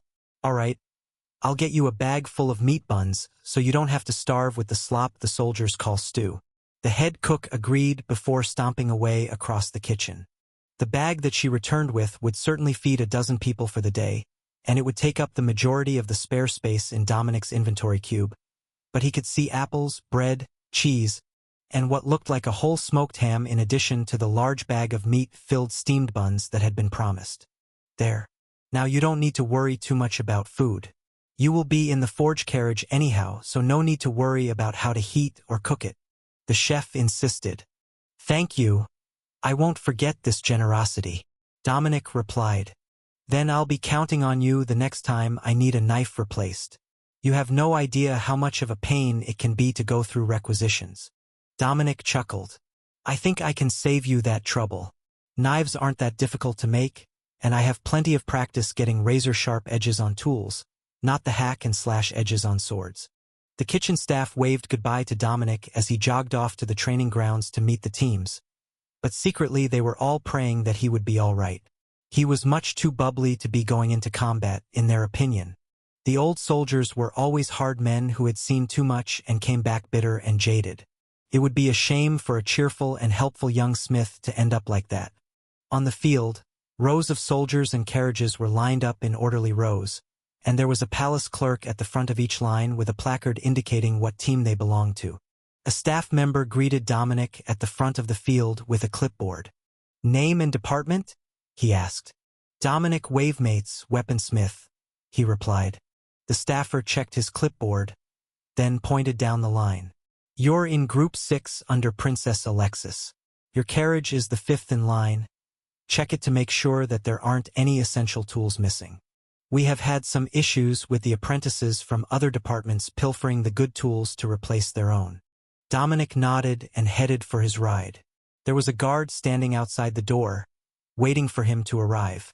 "Ah, Apprentice Smith. I'm sure the receptionist warned you. There was an incident this morning. We've been watching the trade wagons since then. But please let me know if your wagon is missing anything." He greeted Dominic. "What other trades are traveling with the reserves? It's a bit uncommon to bring trades with you for a mission," Dominic asked. "We've got a leather worker, technically a shoemaker, to do leather armor and tack repairs, and a witch of some sort that's supposed to be helping with potions." He looked at his list, then shook his head. "Scratch that. No potions for us. Our witch is Advisor Morgana, the Techno Witch. But that means she can fix the things that shouldn't be reparable in the field, which is better than a few healing potions." That was most likely true, since they had at least a few clerics with them. Dominic could see the church wagon from here with the white-robed cleric standing out front. One of them was wearing chain mail under his robes, and carried a brutal-looking two-handed flanged mace, so the clerics weren't all heels, but that was the primary purpose of their presence. The interior of his carriage was immaculate, with the tools neatly laid out in rows, waiting for him to inventory them and put them away for transit. It had all the good stuff, the magical forge, all the usual tools, a compressed gas torch, a handful of threaded die sets for rebuilding important bolts, and some spare metal if the part couldn't be salvaged at all. Dominic stuck his head back out the window and gave the guard a thumbs up. "It looks like they didn't mess with this one. Everything seems to be where it was left. I'll start putting everything away and let you know if there is a spot left empty that shouldn't be." It was a quick process, and everything was away and waiting for the last of the group to arrive before the official noon assembly time. They were only missing a few people now. Some of the camp supporters were late, and the shoemaker seemed to be missing in action, possibly hiding until after they left so he couldn't be forced to go along. A new leather worker was found a few minutes later, an old cowboy from the saddle maker's shop, according to his uniform, but he had a gunfighter trade skill core, and the leathery skin you could only get with decades in the sun. All that mattered to Dominic was that that man could stitch a straighter row than he could so that he wouldn't be asked to do the leatherworker's job as well. "Group 6, we're heading out now," Princess Alexis shouted, and with a series of clunks and bangs as the carriages were shifted into gear, they began to roll. Chapter 57. Convoy halted. The route that they were taking out of the city would take them down the road past Eremos village, and Dominic wondered where exactly Princess Alexis was planning to go look for the enemy leader. Once they got past the village, there should be just a bunch of forest. However, they already knew it was full of goblins, and the problem there hadn't seemed to get much worse, as the villagers were more afraid of the side between them and the city when he left. But the convoy showed no signs of slowing or changing courses, even when one of the late support staff ran up alongside the last wagon and swung on board with a backpack full of whatever they had deemed necessary for the trip. It looked like they had packed far too much in Dominic's mind, but they might know more than he did about what was needed for an extended military campaign. After his parents died, and the village that they lived in was razed to the ground by invaders from across the border, including the hut in the woods that Dominic's family lived in, he had spent a lot of time in the wilderness, camping along the way to various towns which had all proven to be short on work. He had spent years doing odd jobs until he finally reached Signia City a few weeks ago. So Dominic knew about camping and he knew about long walks, but he didn't know what an army needed to keep them going. Once they reached the forest, Dominic climbed up out of the enclosed body of the carriage and took a spot on the roof, waiting for the first attack to begin. He had been down this road twice recently, and both times there were goblin attacks in the woods. "Got bored already? You don't need to keep the armor on or impress anyone while we travel," the driver informed him. "I'm expecting a goblin attack any minute now. Last time I was down this road, they attacked right up ahead at the corner. The time before that, the first attack was just after we entered the trees." He explained. "Then what are you doing out of the wagon? You should be inside with the steel shutters closed." He laughed. "I'm a spellcaster, see? It makes everyone's life easier when I take out goblins from a distance." The driver smiled and nodded. I guess you're not as sheltered as the other apprentices. All right, be sure to give a shout if you see anything that might damage our ride. They didn't have to wait for long. As soon as they rounded the corner, where the front wagons went out of sight in the trees, the sounds of combat started, and the wagons were forced to a stop. You called it. The driver chuckled grimly as he took his shotgun from the holster beside his seat. The attack seemed to be focused on the front of the convoy, but the drivers were experienced. They all knew that it was just to get the guards focused on one end of the convoy before they attacked the supply wagons at the back. But they kept waiting, and the fighting kept getting more intense at the front, which drew more of the guards up to join them as the goblins intended. Dominic sighed as he watched more of the guards move forward to join the fight. It was out of sight around the corner, but it was taking an impressive amount of manpower to deal with. Then, the sound of large creatures moving through the woods caught their attention. Those were definitely not goblins. An entire unit of hobgoblins charged through the trees toward the carriages near the back, where the terrified camp supporters were gathered, with only one truck full of guards bringing up the rear. They spread out to block the incoming attacks from both sides of the convoy, and the guns of the drivers began to fire, letting everyone nearby know that they were under attack. Dominic considered his options for half a second and hung a dagger and his saber on his hip, then began to hurl arcane blasts toward the enemy. While he did, he checked the box that Pops had given him this morning. Considering their trade, it might be a valuable weapon. A hobgoblin dropped as his spell hit it in the face and the flesh was flayed away. Dominic took the chance to take out the box and open it, then stared in confusion at the item inside. It was a scepter. More correctly, a war scepter, topped with a single ring of metal covered in protruding spikes around a central gem, with an engraved handle sized for use as a mace. They usually weren't meant to actually hit things with, they were for spellcasters who thought they might be attacked. War Scepter of Power, rare quality magical weapon. Adds a moderate amount of spell power. Increased durability. Dominic smirked at the last line. Pops knew him very well, and had made the scepter extra durable so he really could bash goblins with it. His next spell tore a huge hole in the chest of a hobgoblin, and Dominic whistled in appreciation for the added spell damage. He really needed an upgrade to the spell power gem that he had gotten from Bella. If he had twice this much enhancement, he would be able to drop the hobgoblins even without a headshot or previous injuries. It was the enhancement gems that made all the difference for the veteran troops. The magic allowed them to move more smoothly, hit harder, cut deeper, and even use spells to enhance their attacks. It was an enviable situation, but they had years of advantage over Dominic in building up their repertoire. The guards kept the majority of the goblin cores for themselves as they made the kills, while the rest of the loot from their battles was sent to the warehouse to be spread out as needed. Well, in theory, most of it was trash that was melted down for raw materials and recycled. The hobgoblins were stopped by the remaining guards and the combined firepower of Dominic and the drivers, but with the fight at the front still ongoing, it felt like they were missing something important.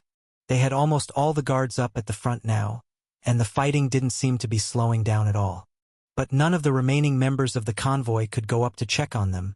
They were all needed back here in case another attack came. If the fight had gotten any worse back here, they would have had heavily damaged carriages, and Dominic could see that one of them already had a broken spoke that he was going to have to replace before they got moving. Yell if you see anything. I'm going to start making a replacement spoke for that wheel while we wait to see how things turn out, he informed his driver. Got it. I'll keep you up to date as long as you can keep casting those spells. The driver readily agreed. Chapter 58, Those Aren't Goblins.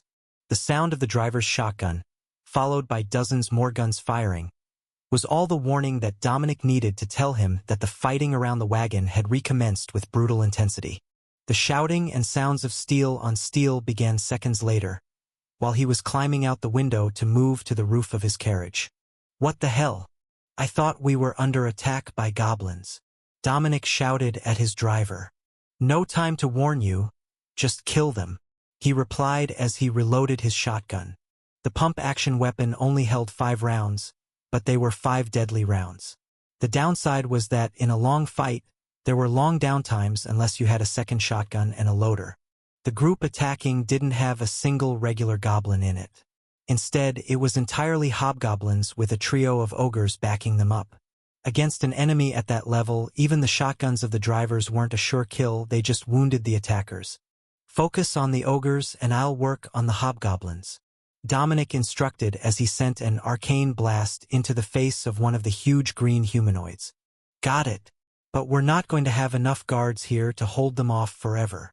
The sound of the driver's guns paused again as most of the team had to reload, and the ogres began to push forward, trying to move the guards back enough that the ogres' longer reach could attack the carriages.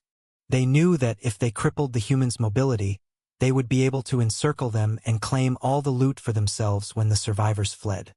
Horns blared in the distance, the sound of reinforcements that had been drawn by the noise, and for a moment the ogres hesitated. But their numbers were high enough that they were certain they could take care of this convoy and still get the loot before the distant horns reached them. Dominic heard screaming from the next wagon up, and realized that the hobgoblins had managed to get past the guards behind him and tear one of the shutters off the camp supporter's carriage. Dominic decapitated a hobgoblin with a well-aimed spell, then smashed the skull of another when it tried to jump onto his carriage. The driver finished it off and the body fell to the ground, but even more of the creatures were getting past the guards as their numbers increased. Where are they even coming from? There should have been scouts in the woods to send up a warning, but these hobgoblins just keep coming. The driver of the carriage behind them complained over the screeching of terrified workers beneath him. Dominic's driver laughed. Well, that's what we're out here to find out, isn't it? How is your ammunition doing? About half. Then I'll have to get down and start using the sword. Dominic chuckled. No need for that. Hobgoblins are tall. Stay there, and they'll come to you. The driver laughed as he continued to fire. Aye, lad. That's the one good thing about being overrun. You don't need to go anywhere to find a target. The non-combatants were gathering their belongings now and preparing to flee as soon as there was a gap in the battle lines. It was Signia standard procedure to get them out of the way so that the guards didn't have to deal with protecting them during a last stand. It wasn't always possible, but against bandits and smaller numbers of powerful enemies, it worked well enough. They were also still fairly close to the city, and if they could make the tree line around the farms, the guards from the city patrols would see them. They were gathering near the rear, where there weren't any attackers at the moment, and a small group of guards had surrounded them to stop anything from following them. Things were already taking a turn for the worst, as the guards were now pulled to both ends of the caravan, with just the drivers and the apprentices left in the middle. They had a good pair of apprentices, with the gunfighter in the next carriage, happily firing out of the open windows at anything that got close to them, and Dominic on top of his with arcane blast. It didn't make up for the lack of actual soldiers, though, and the excess hobgoblins were beginning to turn away from the guards to come back to the middle of the caravan, which was now unguarded. They weren't the only ones, though. The sounds of fighting at the front were getting closer, and Dominic could see the golden glow of holy magic being used only a few wagons away, coming in sight around the corner. The cleric with the chainmail and glowing mace led a group of charging guards coming to their relief, and Dominic recognized them as Eramo's village guards, including Bella and Wiz. He fired off a spell on a hobgoblin that got too close to the big crusader, who smiled up at him while hacking the head off the wounded hobgoblin. Bella was snapping off shots with the mana pistol as they advanced in the lead of the guards, who were running to keep up with the two villagers and the cleric. Keep going. They need the help at the back. The gunslinger in the carriage in front of Dominic yelled to the guard when the cleric paused. The 3 of us will stay here, the rest of you move along. The cleric agreed, sending the other 20 men forward toward the fight. Bella and Wiz gave the group a casual salute, then moved to engage the hobgoblins that had come from the side to attack the center of the line. Do you have any idea where they're coming from? Dominic called down to the cleric. The Eramo's guards think that they do. I don't know the details, but they're almost cleared up at the front as long as no more show up. There were nearly 100 bodies in sight along the roadside, just in the center section of the convoy, enough that it would have made a solid reinforcement group for the battle that was ongoing around the city. Someone on city defense would be delighted they never showed up, but the numbers were greatly concerning for everyone else. Dominic slid down from his wagon to go loot the hobgoblins with a wink at Wiz, who smirked as he realized what the little blacksmith was doing. The cleric didn't mind, and the gunslinger was only a step behind him once he realized what Dominic was doing. No point in letting the royal guard get all the chances at good stuff, he whispered as he joined Dominic in looting the bodies. Exactly, call it an employee benefit, but if you get any blacksmithing recipes, I'll trade you for them. He agreed. The veteran cowboy laughed. If I get one, it'll be a miracle. The monster blessing has a way of giving you what you need, and I have no use for a recipe I can't use. They checked all the bodies in the area while the cleric waited patiently for them to finish. I reckon that the gods won't mind, as long as you share with the drivers, the battle cleric informed them as they returned. Got it, Holiness. We'll split the loot with them. The gunslinger agreed. Not an even split for sure, but the monster cores certainly would be split somewhat fairly, as well as the common grade magical. Chapter 59. Get it mobile. The sounds of combat from the front were rapidly fading, and the weary guards were beginning to return to their places further back down the line as the guards from Eremos village helped the rearguard clean up.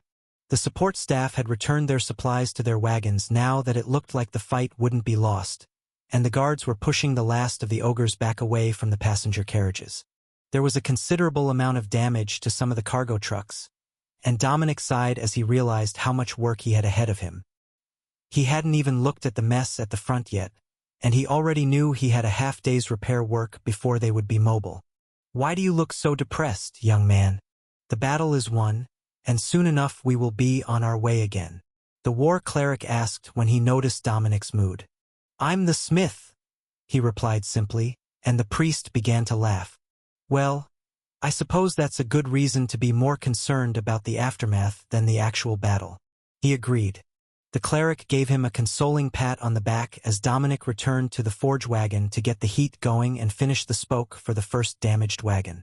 It was the only one that he saw with damage to its running gear, but there was water under one further up the line, so it likely had damage to its steam vessel or one of the valves. There was a small selection of spare valves in the parts bins, so that wouldn't be too bad, but he would get to that after he fixed the wheel. The cowboy swung the door open and smiled up at him.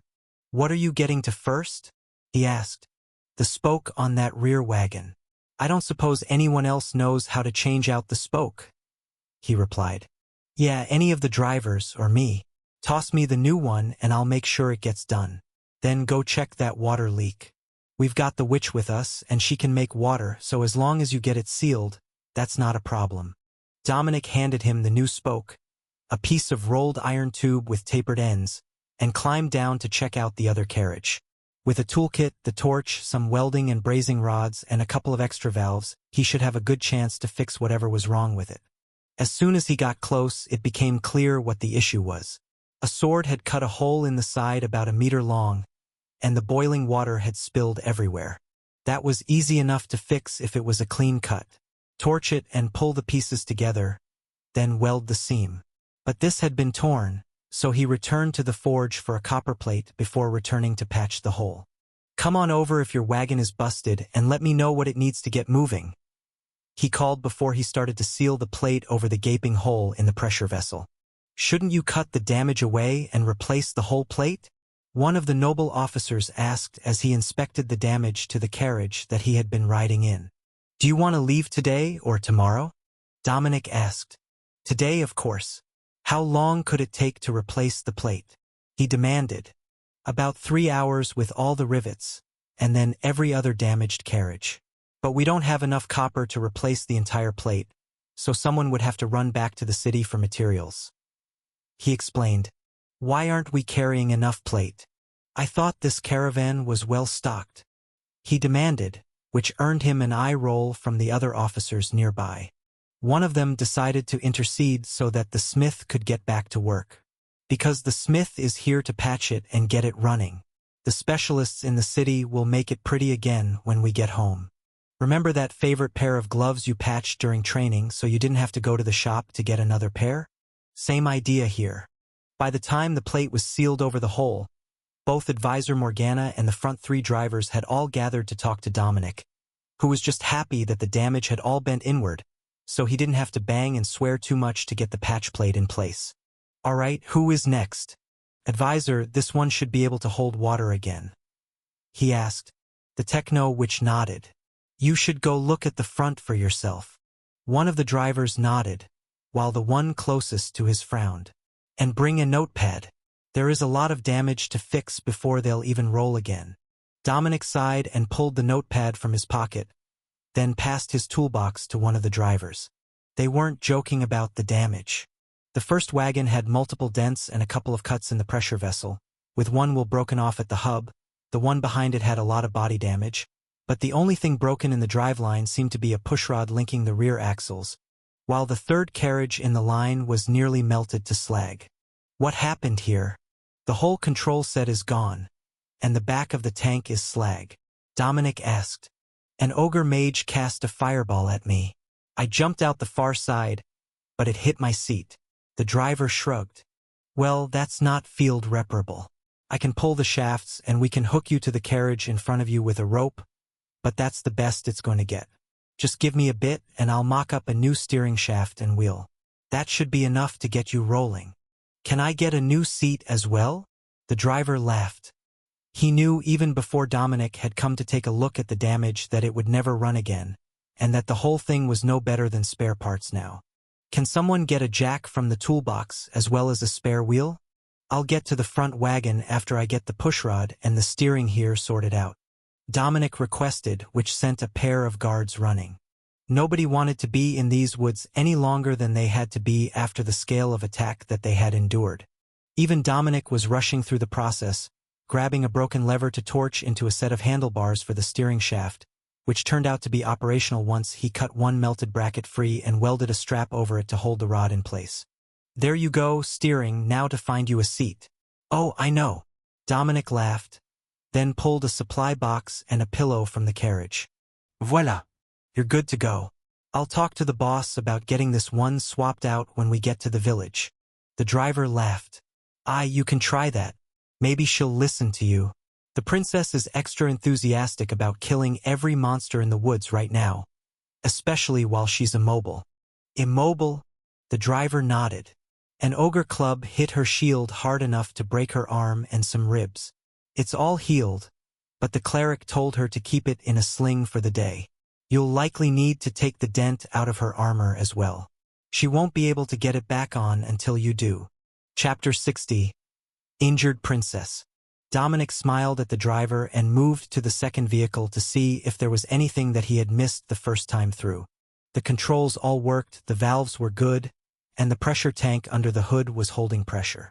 The body was destroyed, the roof was torn away, and a chunk of the floor was bent down by half a meter.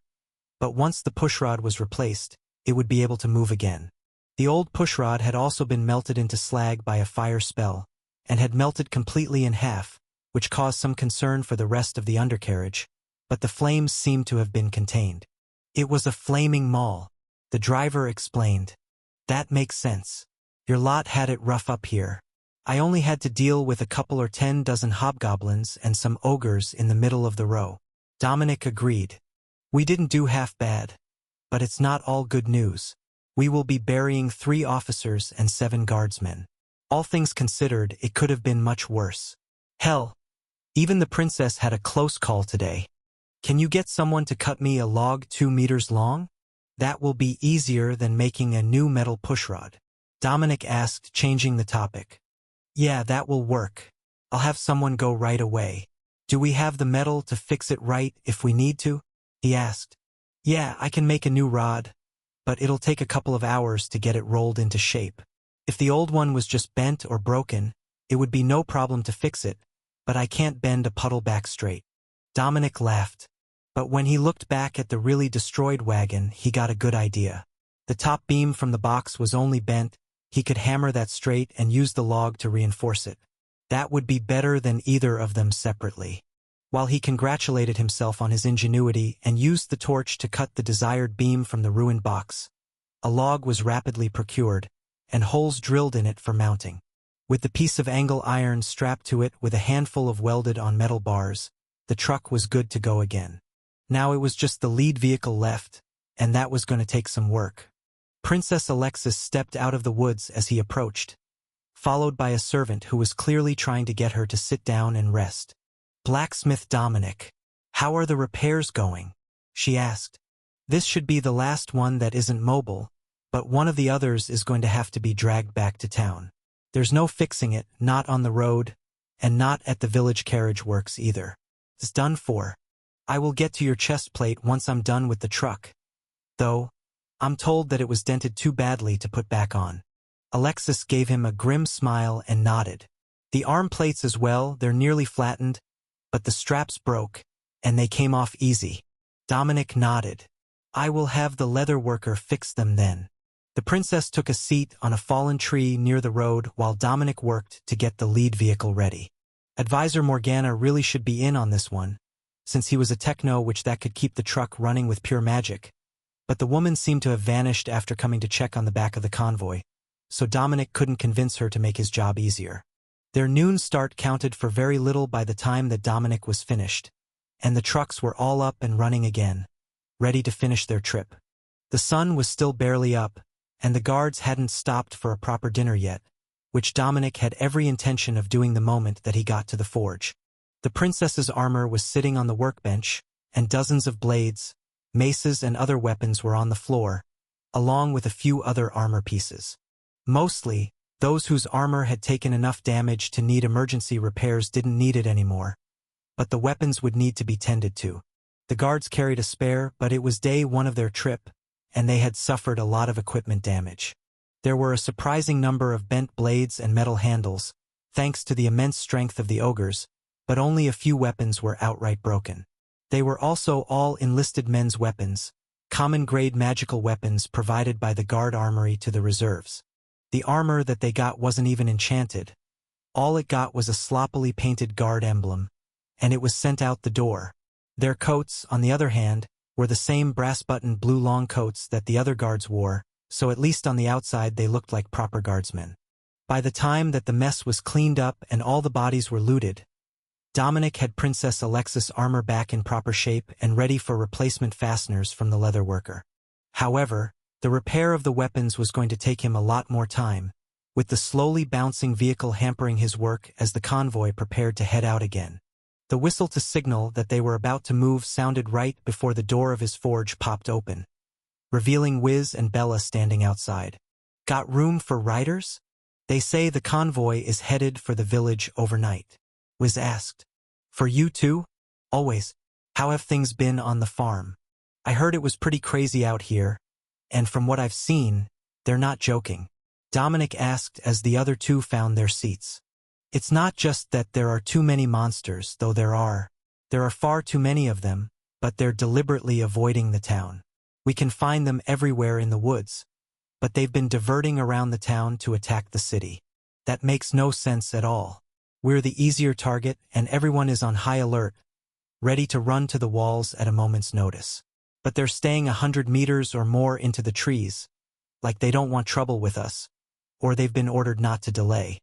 "But who can order around goblins and ogres?" Wiz asked. Dominic shrugged. "That's why we were sent out here with the princess and the reserve regiments. Everyone is sure that someone is guiding them, but nobody knows what or who." "Well, on a brighter note, we got to meet up again sooner than expected. We heard the attack alarm and joined the guards as they ran by, but we're headed back to the farm in the morning. The caravan will probably be camping outside the city walls. They're not opening the gates unless the princess demands it," Bella added. "In that case, enjoy my nice, loud forge. I've got a lot of work left to do." Bella laughed while Dominic picked up the first bent blade to fix, and began to pump the bellows for him. "It's the least we can do for the ride. Your carriage is the best armored because it can't be made of any flammable materials," Wiz informed him with a wink.